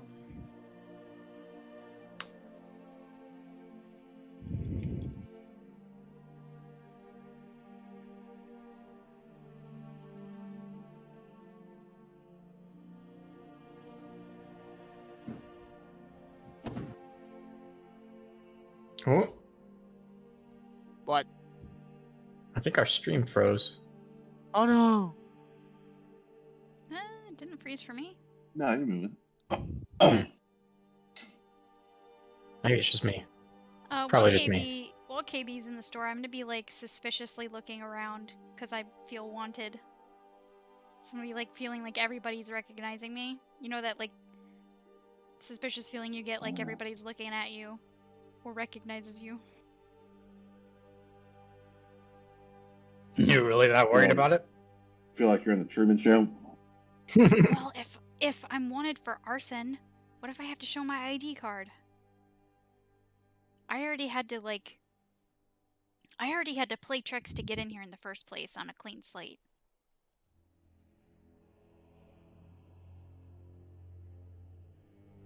Yeah, but nothing's gonna happen to you. Yeah, but I don't want trouble. I don't want the city guard to try to arrest me. I don't want to take on a whole city guard. You shouldn't really be traveling with me then.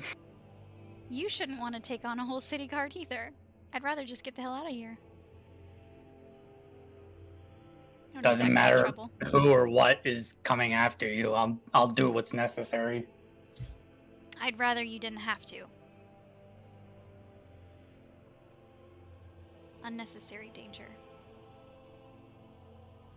Gone through enough crap in the last couple days.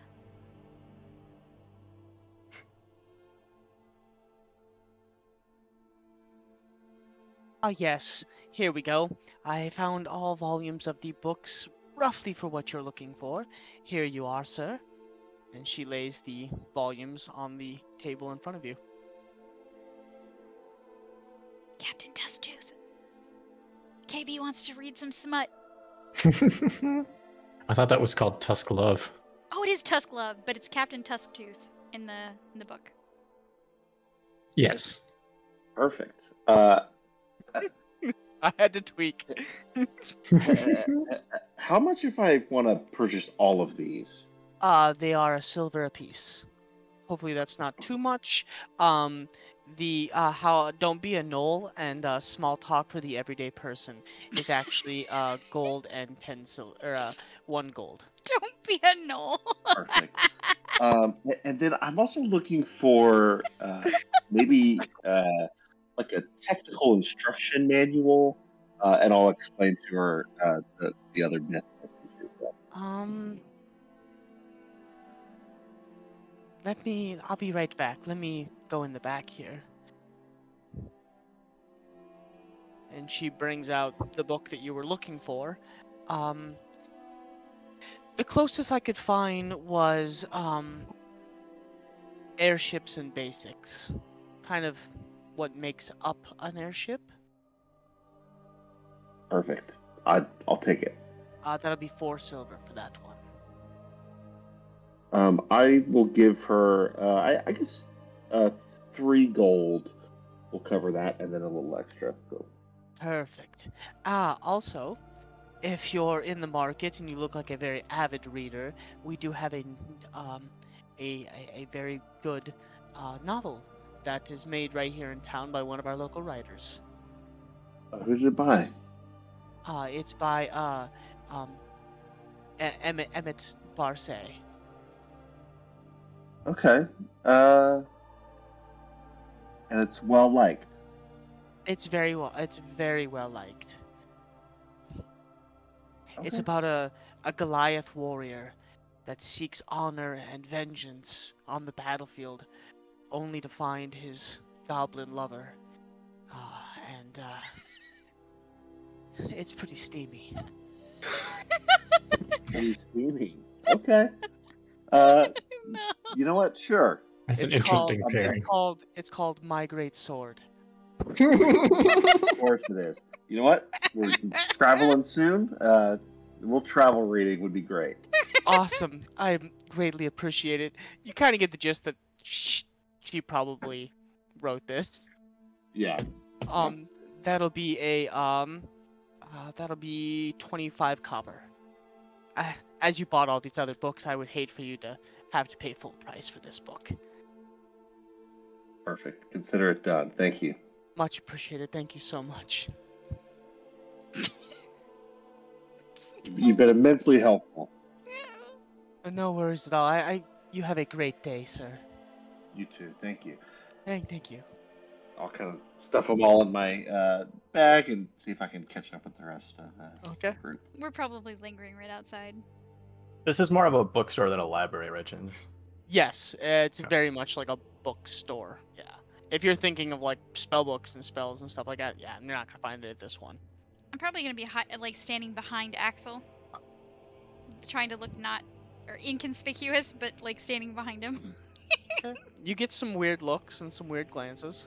I'm gonna make sure I'm turning my head away so the crowd's not looking at me. Or if anybody's walking past, I'm like turning my head so it's hidden behind him. You can pull up that scarf. You know, that's what I made it for. That's true.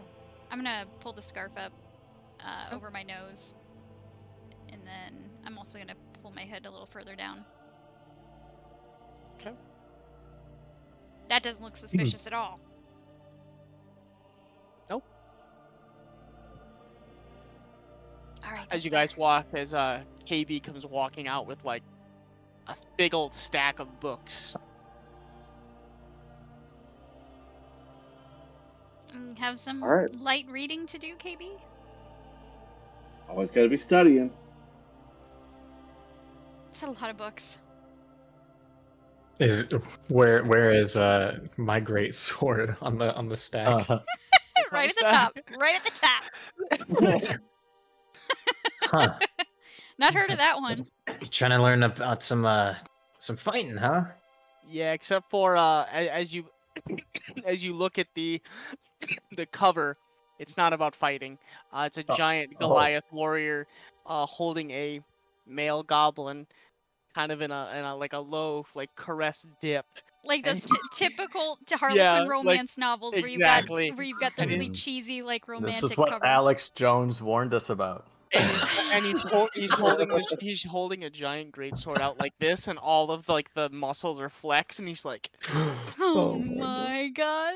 And you see the goblins like half of the like the leather like shirts like opened, and he's like holding into it. Yeah, it's pretty cheesy. Oh. And in the bottom of the book it says war, love, and eternity. You're like, huh? What? War, love, eternity. Oh my god. That looks interesting. That's the first copy she sold of that book. You don't know. You didn't ask. She said it was Hopefully well the liked. pages don't stick together.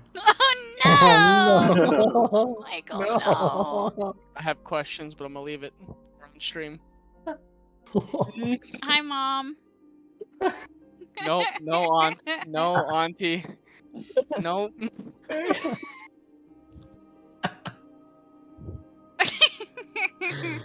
didn't even say what you said. What'd you say? Just LOL. Oh god. But that's what you watch as he comes out, and he's got some other titles of some books. Actually, out of curiosity, Axel, roll a perception check for me. Yeah, you do notice a book that has a labeling of "Don't be a knoll." Oh no. He doesn't pay it any mind. Okay.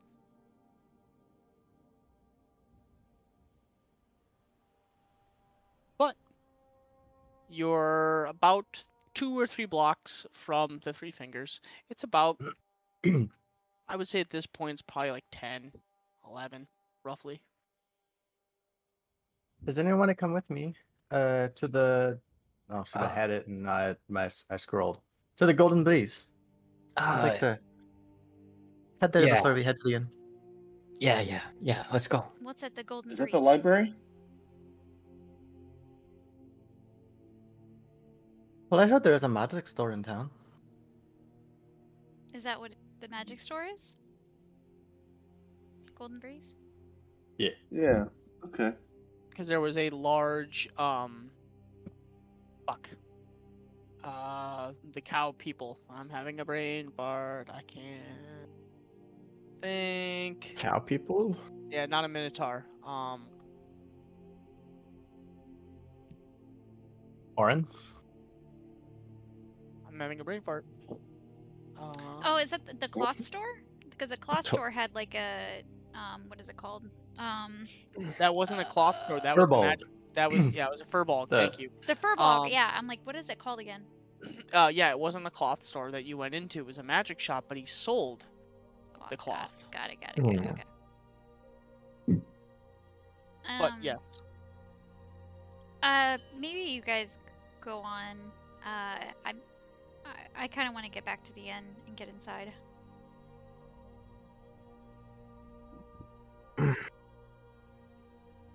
Well, Yeah, I mean, I need to start doing some research. Sophia, I'm so sorry. I hope you don't feel like. Oh, no worries. I hope you don't feel like I don't care about the things you need. I don't believe I can go to that store. He's got to get started on that book. He's itching to see how it starts. It's a paperback, but somehow it's got my cover art. Yeah. Oh no! Gee, okay, that was actually pretty good. You are not- That was good. Come on, we got to give him that one. That was pretty good. God damn it. Pretty good. There he is. Yeah. All right. Well, I mean, I guess just us two are gonna go. We'll meet up with you in like what, an hour? Man, I don't feel good about that. I'll go with you. We'll be back before you know it. I'll go with you. It's No, it's okay. fine. It's all right. So are We'll you be just fine. carrying around the stack of books, KB? That's a lot for you to carry. I'd take it back to the inn. Yeah, I mean, I imagine I had it like wrapped in like either like a leather strap or a rope or something. Here, They're all very thick books. hand me some of those. I Lighten just- the load a little bit if you come in with us. Just to be nice, but going forward, you guys got to remember your stuff. But do remember, you did get a certain something that you could throw down that acted like a storage. Who has that? Who has that? I don't remember discussing that. That doesn't sound familiar at all to me. I believe. It's ringing a bell. I'm trying to remember. Yeah, it does ring a bell, but I certainly don't have it. I definitely don't think I have it. Definitely don't have it.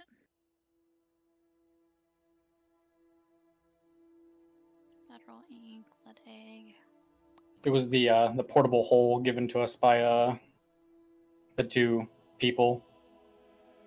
Like the red teeth, the red blonde teeth, Yeah, the ones we met on the road. and the half elf. Yes. True.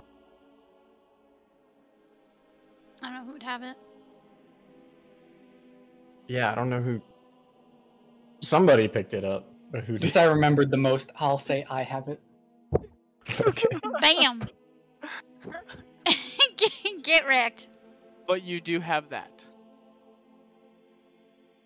It's like a black. It looks like a black handkerchief. Yeah, I don't think I want to put them in there. I'm just saying. 'Cause you got. I believe you got something else as well, and I can't remember what it was. You might have to ask Axel then if he's got it.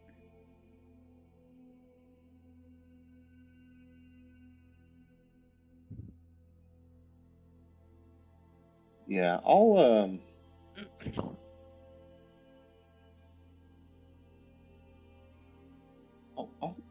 I'll carry them. I'll just carry them with me. Nah, I'll reach over and here, I'll grab a couple. I'll grab like 2 or 3 off the stack. You grab 2 or 3 of them. And then I'm gonna carry them high so I can kind of like Okay. hide my face behind the books a little bit. Okay, so you grab 2 or 3 of them. So the first book you grab is How to Be a Better Elf and Not the Fucking Problem. Get out of your own way. And then the second book is Emotional Intelligence. Are you the problem or just dumb? Damn. And then the last book you grab is Leadership for You and Me, Volume 23. Volume 23. What the fuck? Wow. I'm gonna kind of smirk and gonna raise an eyebrow at KB, and then I'm just gonna carry the books towards the inn. Sure.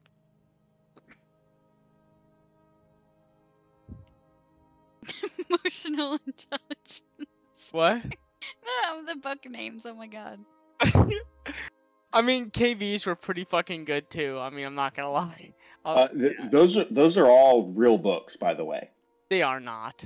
The ones I sent you are all actual books that exist in our world. Yeah. No way. Nah. I want them. Primal Leadership. Yeah. Emotional Intelligence for Dummies. Surrounded by Idiots. The 4 Types of Human Behavior. You're the Fucking Problem. A Guide to Getting Out of Your Own Way. Oh, okay. All right. I didn't. Yeah. That's That's kind of badass. I want those. I Do you went actually like? shopping for our friends. So you grab 3 of the books. You still have about 3 books left. Yeah.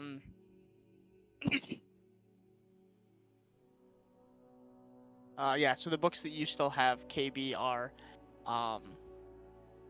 Don't Be a Knoll, Small Talk for the Everyday Person, and You're an Idiot and How to Solve It. And Emotional Intelligence, Are You the Problem or Just Dumb? Or the airship one I still have. Oh yes, and that one. Sorry. Oh, and I need to add our. I almost forgot our little romance novel. Yes, you do that as well. My Great Sword. Well, Axel might want to read that now that he just picked up a great sword. Sure. Oh God, I'm gonna go there. I'm sorry. Axel's already playing with a great sword. I had to. It was there. I'm sorry. Oof. Okay, drop it. Yes, thank you.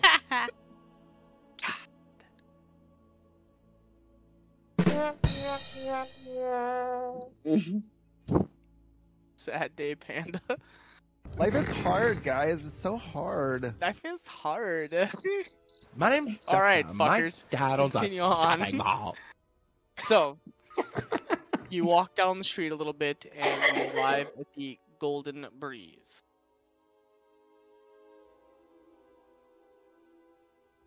Yeah, and I'd be walking back to the inn.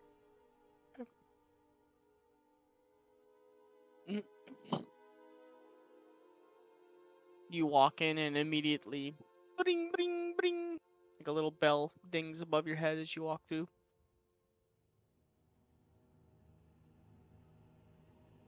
And it was kind of like a little warm outside, a little humid. But you walk in here, it is a perfect 72 degrees. Just no humidity, just gorgeous weather.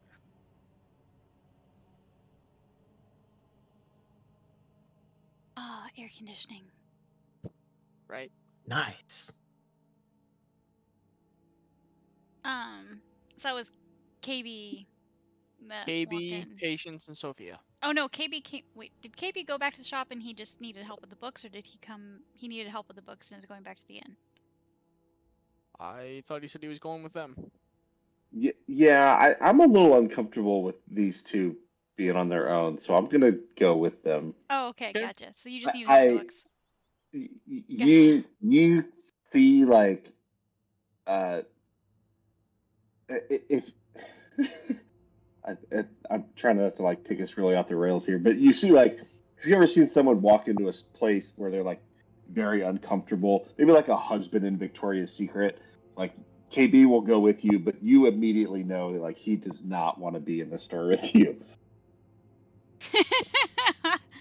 Oh no. So you guys walk in, and what are you doing?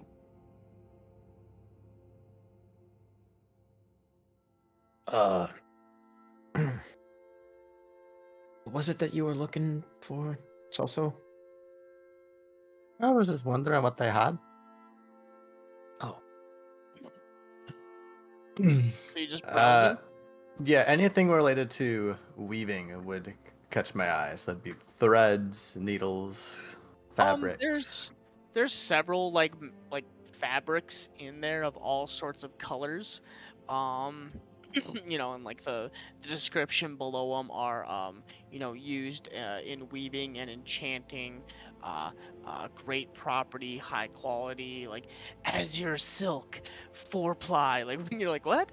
Like you're like reading all of it, and it's very descriptive on what it is and kind of what it's doing.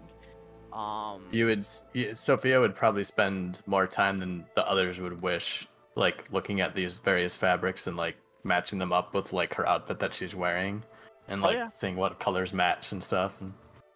They're very, very pricey, but for you, with what you have for money, it's not that much. I would say for an entire spool of like a roll of it would bring me about like 3 gold, 4 gold.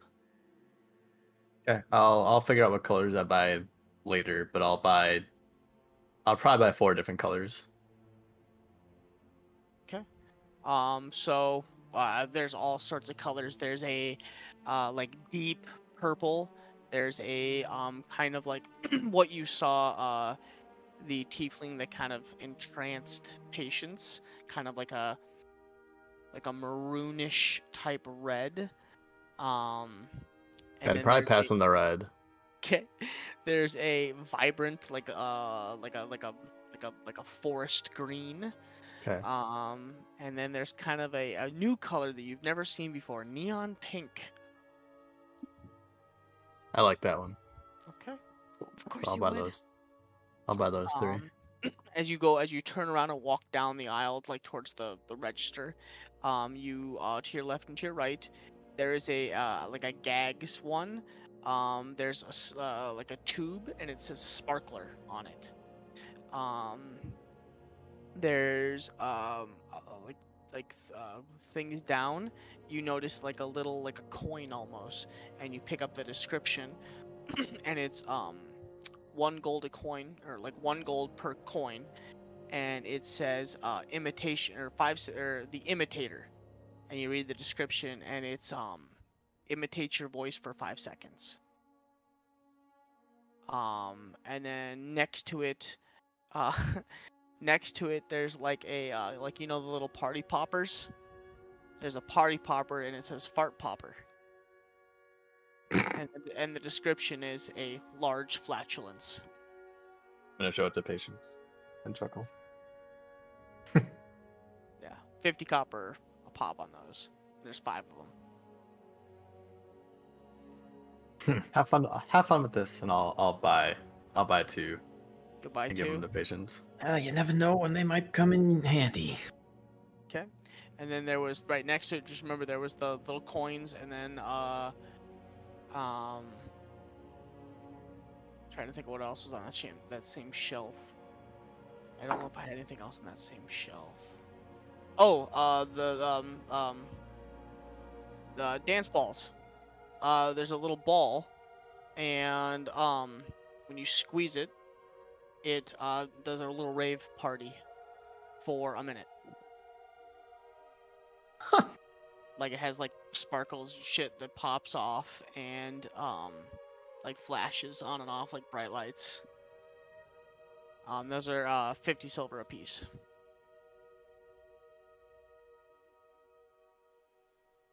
Huh. Seems like these are all just kind of fun items.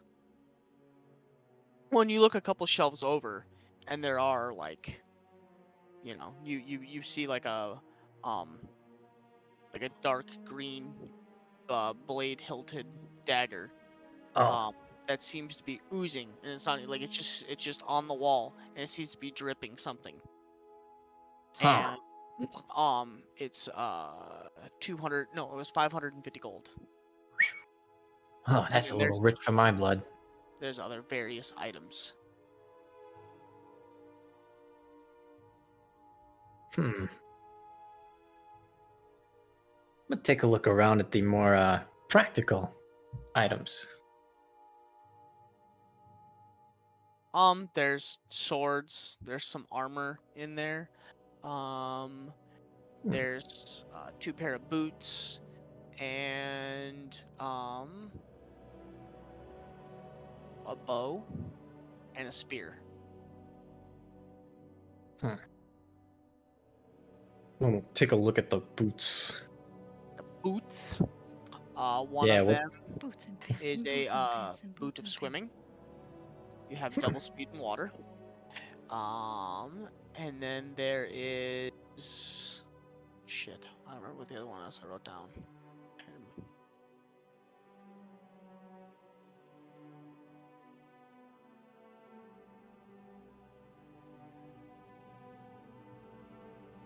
Oh, the other one is you take a second. You're like, what? The other one is Boots of Squeak. They allow you to run faster when out of combat. You can not double dash, but you basically can run mock Jesus, but you have a squeaky toy basically on your feet. How much are these boots? This Boots of Squeaky? Mm-hmm. 25 gold.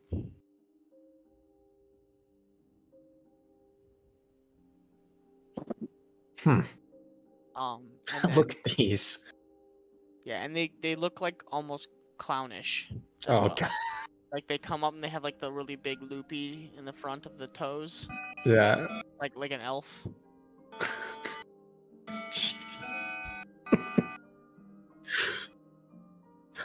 Okay. Does the shop have any books? There are some spell books. Yeah. And then there seems to be like some other books that look like they're more display, and they do have a lock on them.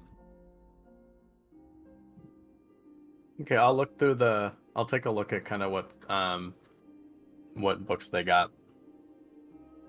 Okay. What spell books?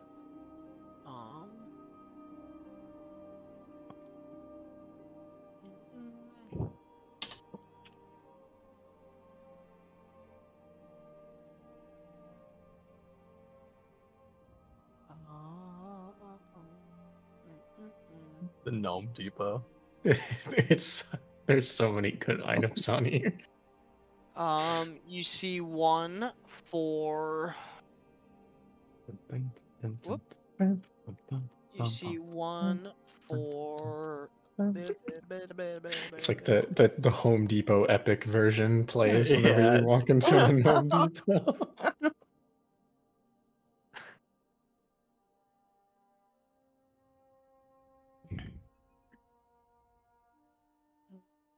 Alright, did you say something? No, I'm just looking to see because I was prepared for that.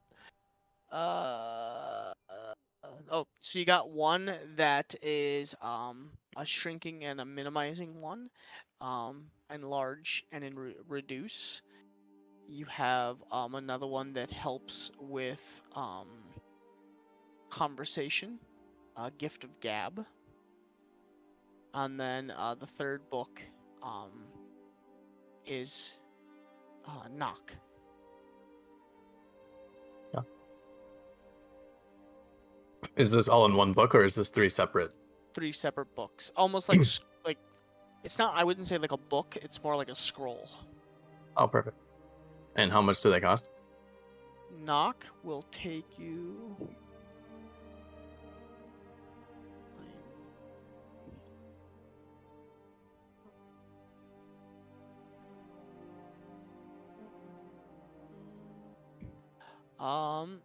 So knock will cost you 480 gold. And invisibility will cost you 880 gold. Shit. And enlarge and reduce will cost you 510 gold. And how much was Gift of Gab? Gift of Gab will be 280.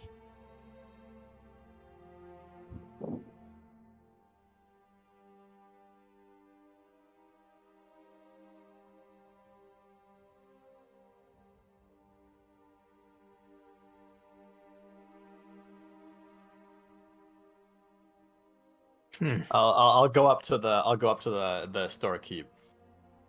How's it going? There's a spell that I'd like to learn. Ooh, good choice. Do you mind if I spend some time copying it into my book?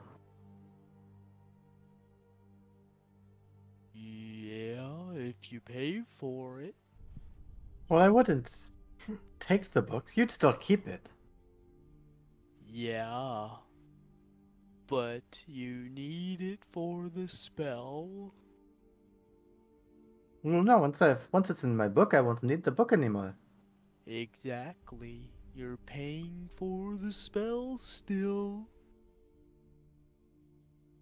I'm not dumb.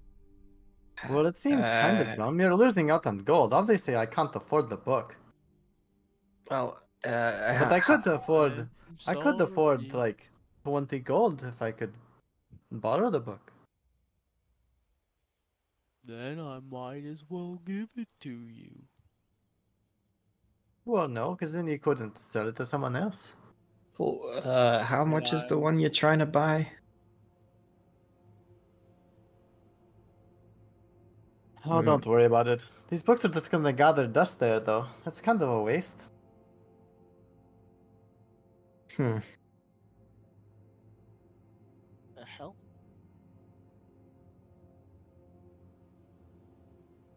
Sorry. Your loss. Somebody else will buy it. But that's the thing, though. I wasn't going to buy it. I wouldn't even take it out of your store.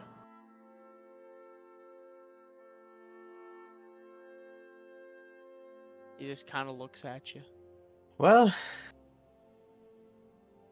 Well, that's too bad. thank you for your purchases. Yeah. Have a great day. All right. Well, sorry you couldn't get that spell book.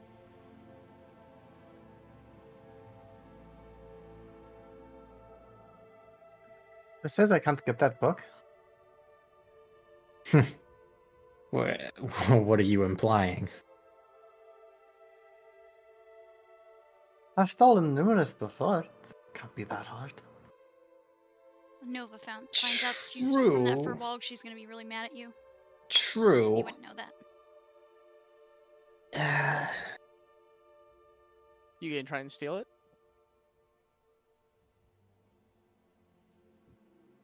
What are you doing?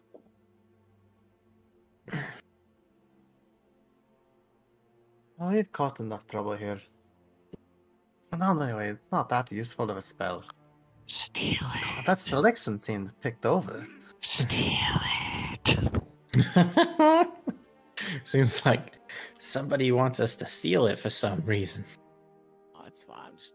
Oh. dumb. Well, you know,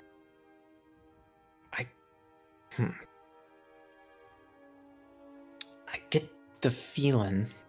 Okay, I'm gonna do it. Oh, I'm gonna cast invisibility on myself.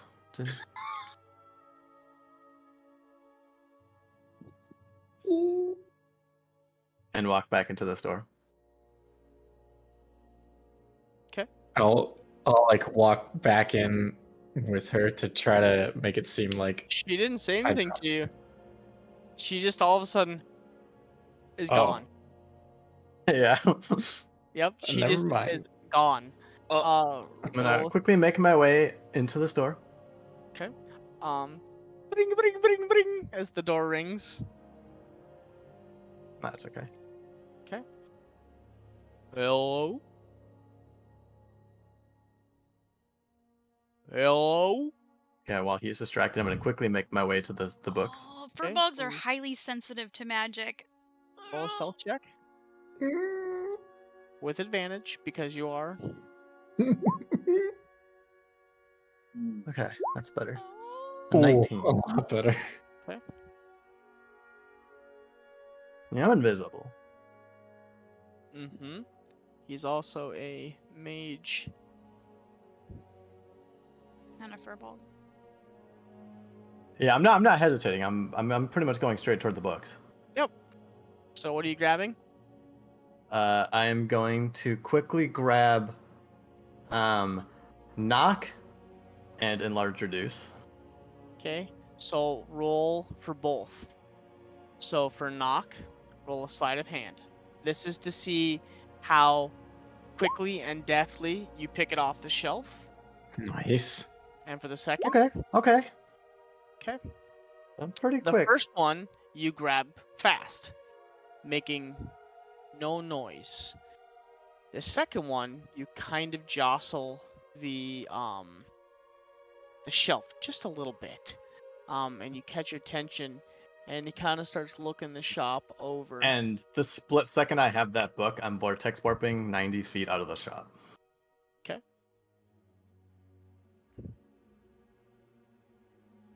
You bamf out of the shop,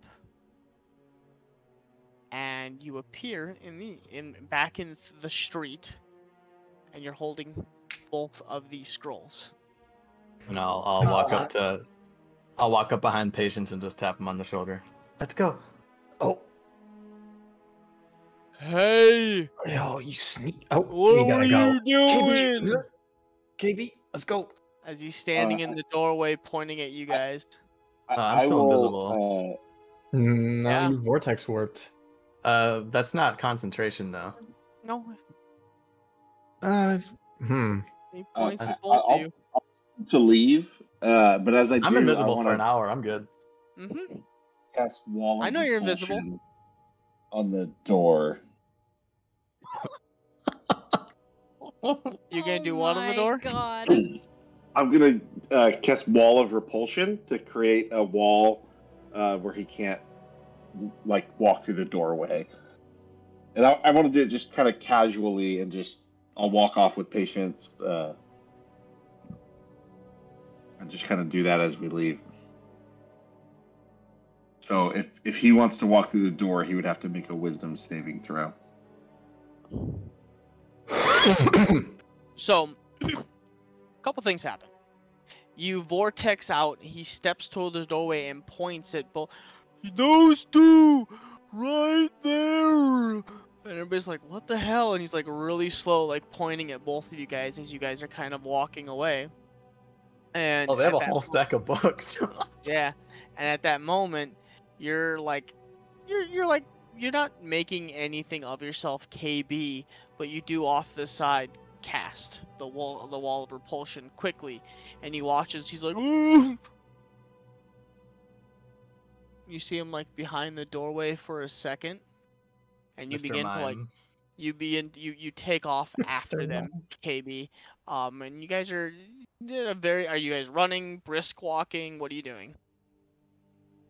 I would imagine we're just kind of briskly walking. Okay.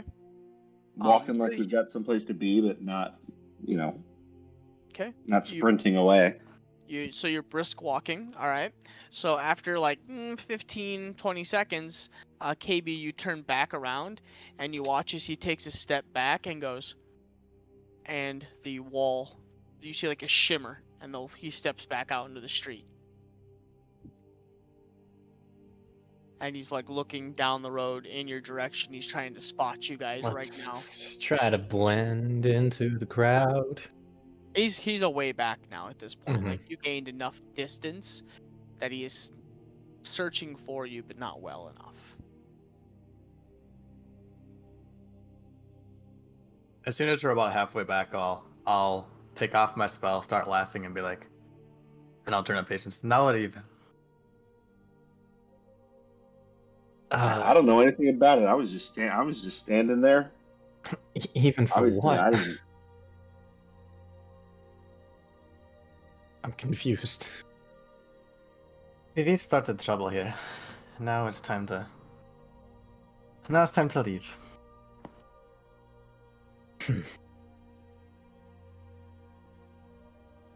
Oh, don't worry, I'm not mad.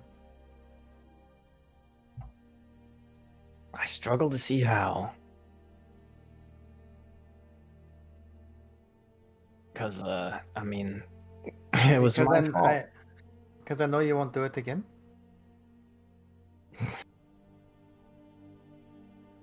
Well, yeah. It did hurt when you ran away from me, didn't trust me. I certainly heard it from Axel. He said he'd never do something like that. But that's in the past now?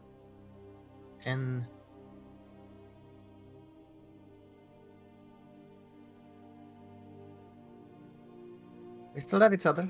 We're still safe. I'm not going anywhere. Yeah.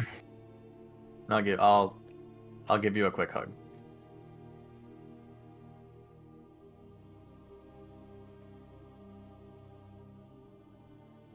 Still kind of like she'll return it, but kind of like one arm, you know. Yeah, that's fine. She's still kind of beating herself up about it internally.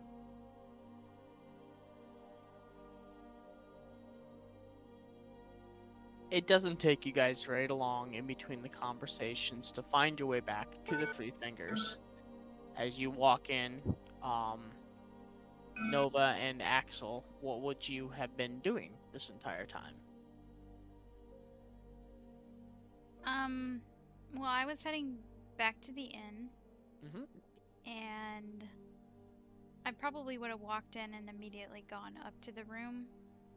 A, to offload KB's books.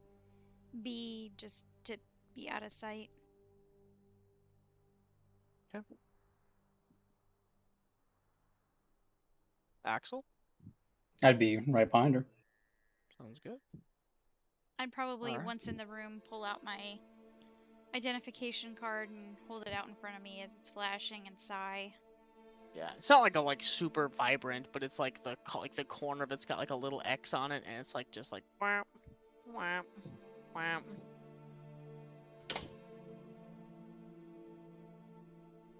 Just what we need.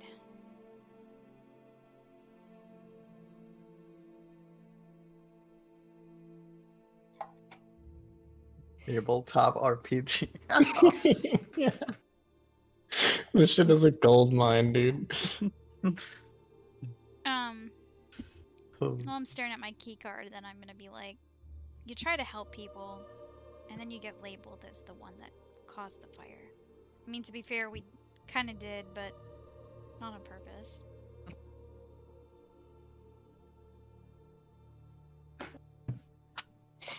Nothing really to stress over. We're leaving anyway. Yeah, hopefully we get out of here before anything happens. I'll just try to lay low. I do have a disguise kit, and out of character, disguise kits are different than like a disguise self spell. I don't see like a Disguise self? a time period that it wears off or anything. Yeah, no, it's just yeah, like it basically you know. goes off your performance and dexterity to see how well you can disguise somebody and make it look good. Convincing. I imagine like Disguise Kid is like running the party city and seeing what costume you can buy. Exactly. Yeah. So basically, it's like you just have an assortment of shit, and you'll roll to see how that shit looks on the face. Disguise kit is like Void Forger from Spy Family. Yeah, it could literally be like you licked the person's face and threw glitter on it, or like you sat down and like put so much makeup on and hairspray and whatever that they look like a completely different person. So I will never not think of Disguise Kid as Gene Hackman in The Birdcage. Yeah. Oh my god. Okay. For me, it's Mrs. Doubtfire. Yeah. Oh, there you go. That's the way I look at it. There you go. Okay. So I'll say I have a disguise kit, so maybe I'll work on that tonight to see if I can put something together to use while we're still in town until we get out of here. Shouldn't be too hard. Well, we're supposed to look like bounty hunters, so I don't know. I gotta try to put something together. I think I already fit that bill pretty well. Yeah, I think you play the part really well. I just might need to change a few things. I'm gonna sit down on my bed, pull out of my pack, and work on my disguise kit. My aim is to make myself look like rough and tumble, like try to hide the kind of pale blue skin color. So it's blue. I know we keep going. I bring it up all the time. It's not blue, but it's pale and it's skin color, but because of the blue glow underneath, it really does kind of give off like a pale blue look. Translucent. Yeah, it so it does give off like a light blue color. So I might try to use like makeup to get at least my face and my neck and stuff like that to look more normal skin tone, or I might go full blown color. I don't know. I don't know yet. I have to think about that, but Well, what are you trying to do? So, like, are you going to try doing that tonight? yeah, I'm going to work on that tonight. So, roll a performance check for trying to hide your skin tone. Oh, damn. Actually, surprisingly, Axel, you turn around and after only about 30 minutes, Nova looks like a very tanned female, like a light brown. Yeah, okay. Like that works perfect. she almost looks completely different. When you turn back around, she's gone from this light blue, kind of semi-translucent, to like an almost like olive-skinned individual. Okay, I like it. And you're kind of like, oh fuck. Other than like she turns her palms over, you know, because she was working with her palms, and it's like, you know, pale blue on fucking brown. You're like, okay, that's weird as shit. But yeah, it's gotta make some tweaks. Yeah, so I think I'm just more gonna work on like perfecting how I want everything to look. I'll probably like try to fashion an eye patch, and then yeah, I don't know, because it's not till tomorrow, so I don't want to go too crazy. But I more was trying to look and see how I wanted it to work. So we'll say I'm gonna go for like a really, really tan individual with an eye patch. I'll probably like try to make it look like there's a scar under the eye patch. Stuff like that. Okay. Try to look like a real tough bounty hunter. Okay. I mean, it does wear off, so like, unless Yeah, unless no, you get it's okay. Yeah, no, 'cause no, every no, I'm time you not. go to put this on, you'll have to like you'll do a performance check. Right. I was more testing. Oh, We'll say I was testing it out. So roll performance for eye patch and well, we'll just say eye patch / scar. I like dreadlocks too. That sounded cool. So I'll work on that tomorrow too. Oof. Oh God. Or do like braids or something. So the eye patch I need to make. So maybe after I make it, I can just keep it. Yep. So roll a dexterity check for me. Roll a dex check. Yep. Just to see how. You get a piece of cloth and you tie some string through it. It covers the eye. Looks okay. I might have to mess with this one a little more tomorrow.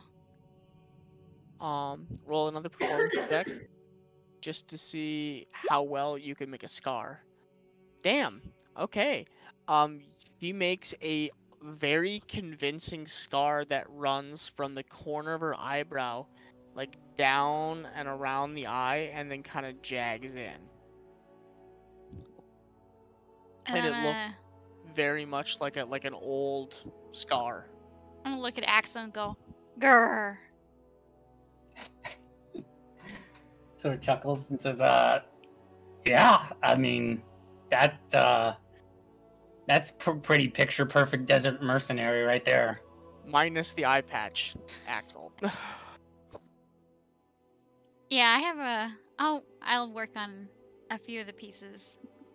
Try to get them a little better, but at least I have an idea or a look together. So I think I'll go with something like this tomorrow. Yeah, you should have no trouble convincing anyone that we're a duo from the wasteland with that. I agree. I'm gonna put my stuff away in my pack and lay back on the bed and just kind of contemplate. Ooh, I have something, Ginge. I wanted to tell you about.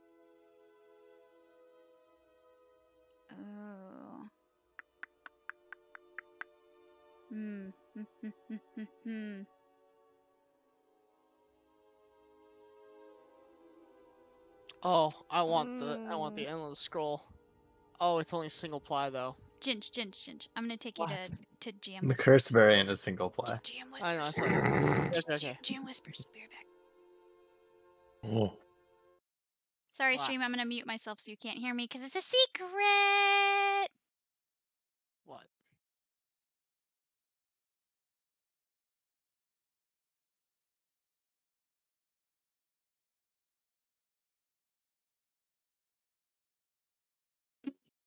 Okay.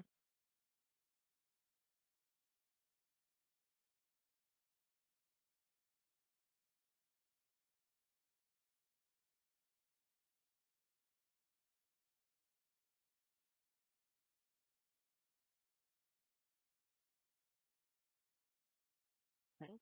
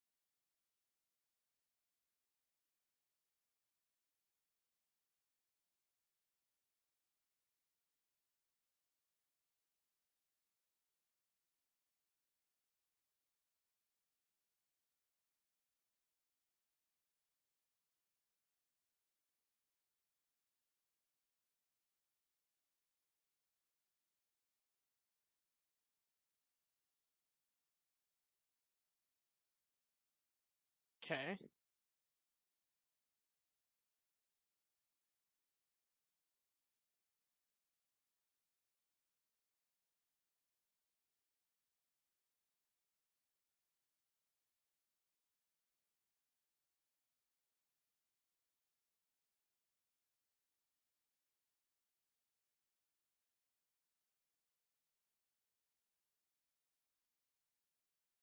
Oh, like a whole other world? That gets a little confusing.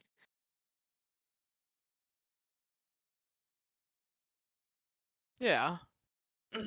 So, like, for instance, you'd pull Axel in there, and you guys could like be like a married couple in the dream conversions. Is what you're saying?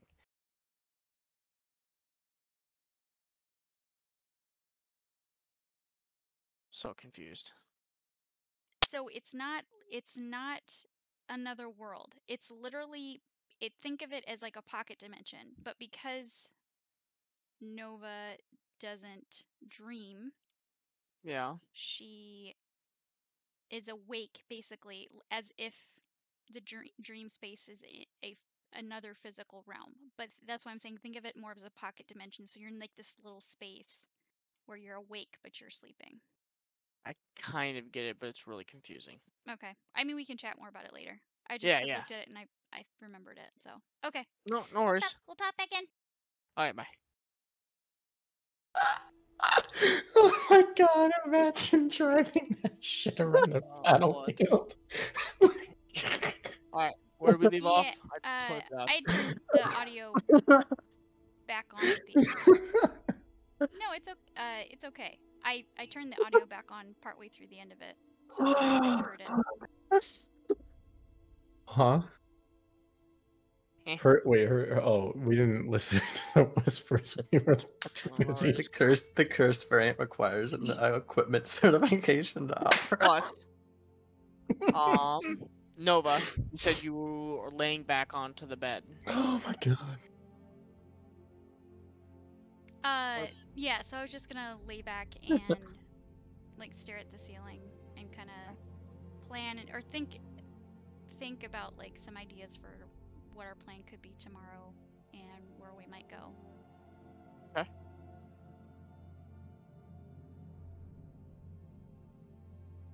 Axel, anything? Yeah, still standing up. He's sort of gonna take the greatsword off his back and just looking right at it, sort of close his eyes and concentrate on it, and you sort of start to like grumble, like.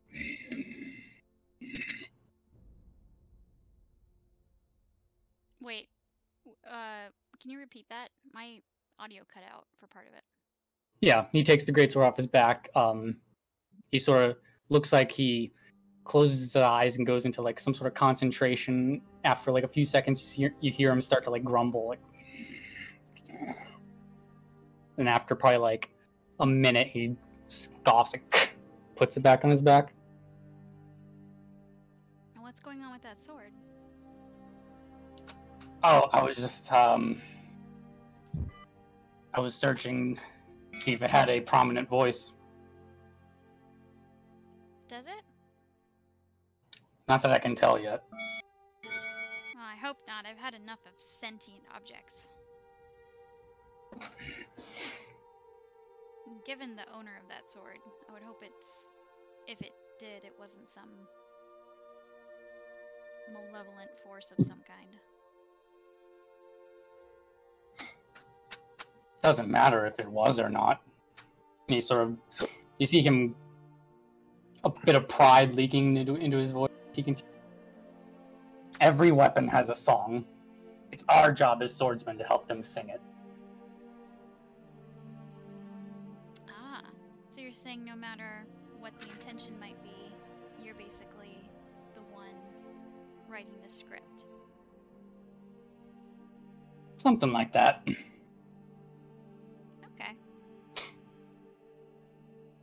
It's been a while since I had one. My last one was shattered in my final confrontation with him. You know, he's referring to the leader of the Black Blades. Yeah. You can kind of see, he kind of just like goes into 1,000-yard stare as he starts to relive some events.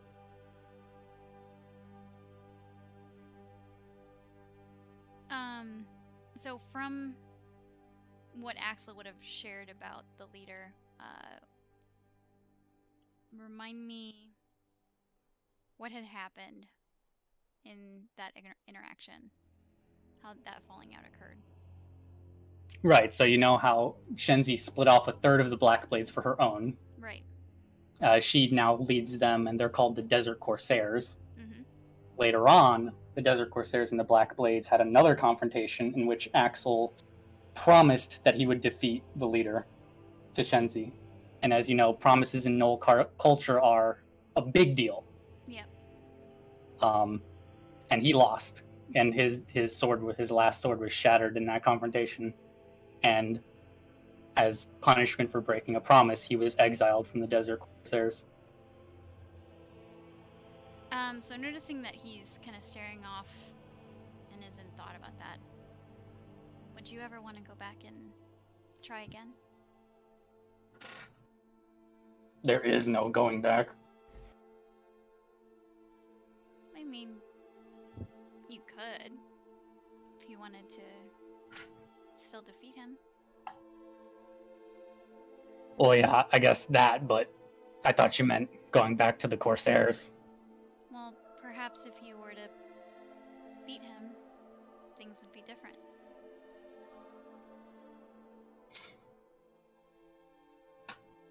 Wouldn't you Maybe. be considered a leader of sorts? Maybe they'd want to follow you.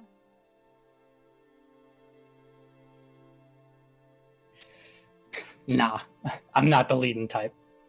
Sure you are. You're a really good leader.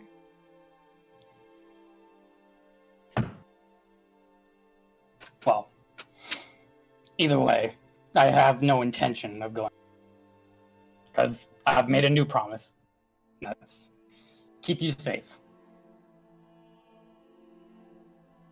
Well, let's just say you can't do that and we still accomplish other things.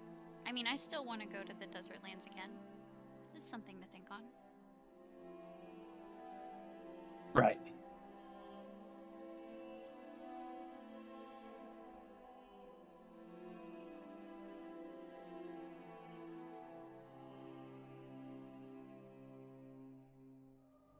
Ooh, Ginge, didn't they say something about Bayar or Bellin outpost that, or Bellin, it was Bellin, that Donovan was going to be waiting? I think that was the plan was for us to say that when we go on the ship, Tell that so to that the we can crew. go there. But that's not what is happening. The crew doesn't necessarily know that. Well, I thought she said she wanted us to go to like Molten Hammer or something like that, because the plan was for them to meet in Bellan. That's what I thought. Are we back at the inn? Yeah. All of us? Yeah. Well, she recommended us get that far because we'll be out of Donovan's reach. Well, I don't you think guys so. hadn't met up yet. Like, they were Oh, up I in see. their rooms right now. Gotcha. That's what I was. Right. Yeah, that's what I was wondering. Yeah, oh yeah, sorry. You guys had come back to the inn, but they're in their room right now. Well, I mean, out of character, the way I understood it is that the outpost would be a way for us to get to Molten Hammer or Correct. Voyeris. She was telling you that if you took it to one location that's about the same distance to Dalar, they wouldn't know the difference, and then from Bellin Outpost, you could go wherever you want, Molten Hammer or Voyeris. And Or Voyeris was anywhere you want. one of the names I heard them talking about. Those people in the alleyway, right? Correct. Hmm. Okay.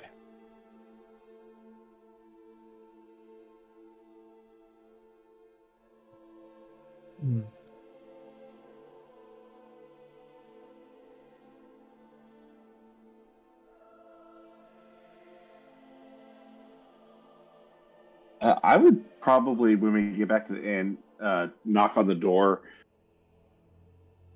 to the room that Nova and Axel are in. I'd hop up. I got it. Okay. He was standing near the door anyway. He sort of opens it. Hey, I've got some things that I want to study tonight, so I'll go to my room and I'll start that. I did get you something. I didn't title it. Just so you know, I didn't choose the title, but thought it might be something that you can look at if you have time.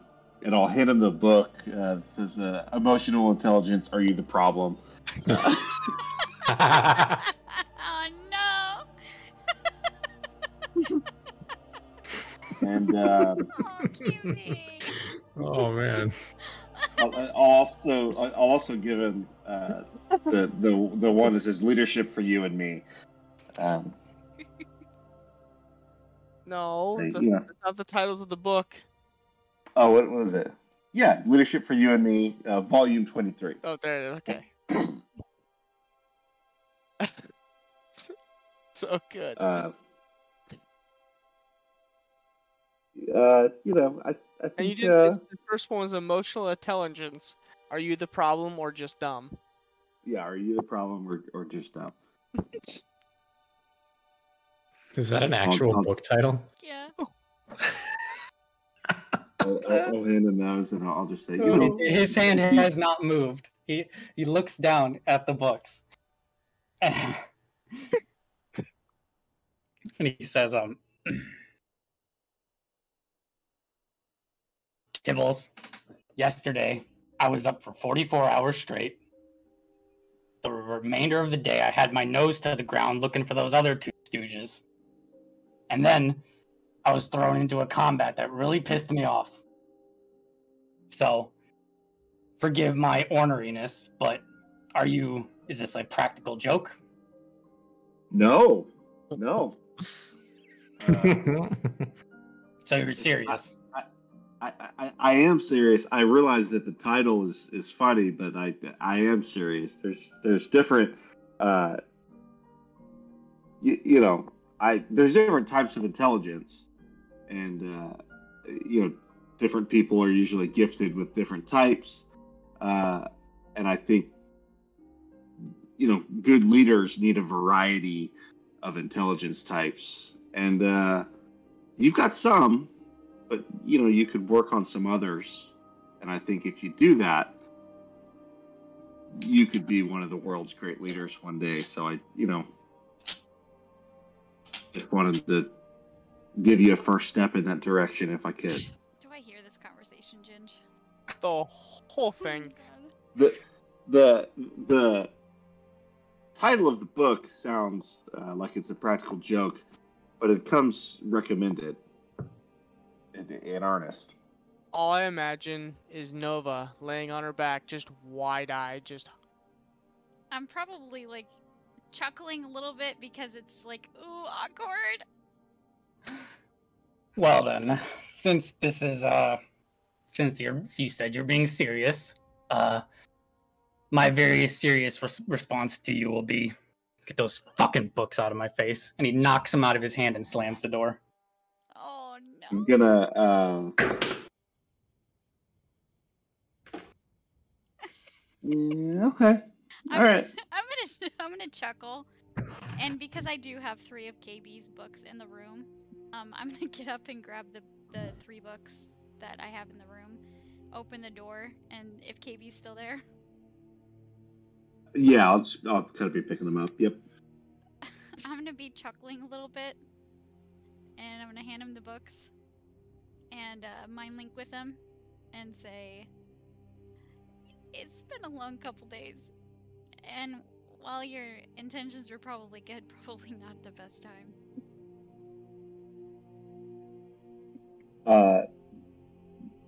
There will never be a good time. If you wait for a good time, you will miss your opportunity of growth. Oh, wise, KB. I'll reach my hand out for the 2 books that he was gonna give to Axel. And Right in the middle of the pile. My great sword. Jeez. And then while I'm Oh, still oh shit, that one's for me. Oh god.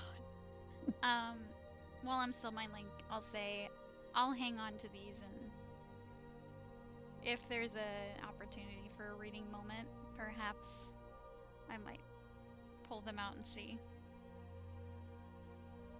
Good idea. I'll take the books and go back in the room. I'll see you guys in the morning. All right. And I'll go to my room and I'll see how much of this book about airship basics I can read tonight before we head out tomorrow, in case we need to kill some pirates and fly the ship on our own. Hopefully we don't, but just in case we do, I want to learn what I can. Baby. After I close the door and walk in, I'm gonna let out a laugh, just because it was awkward but really funny. And I'm gonna walk over to Axel with a grin and kind of scratch the back of his ear, and then go back over to my bed and put the books in my pack. Okay.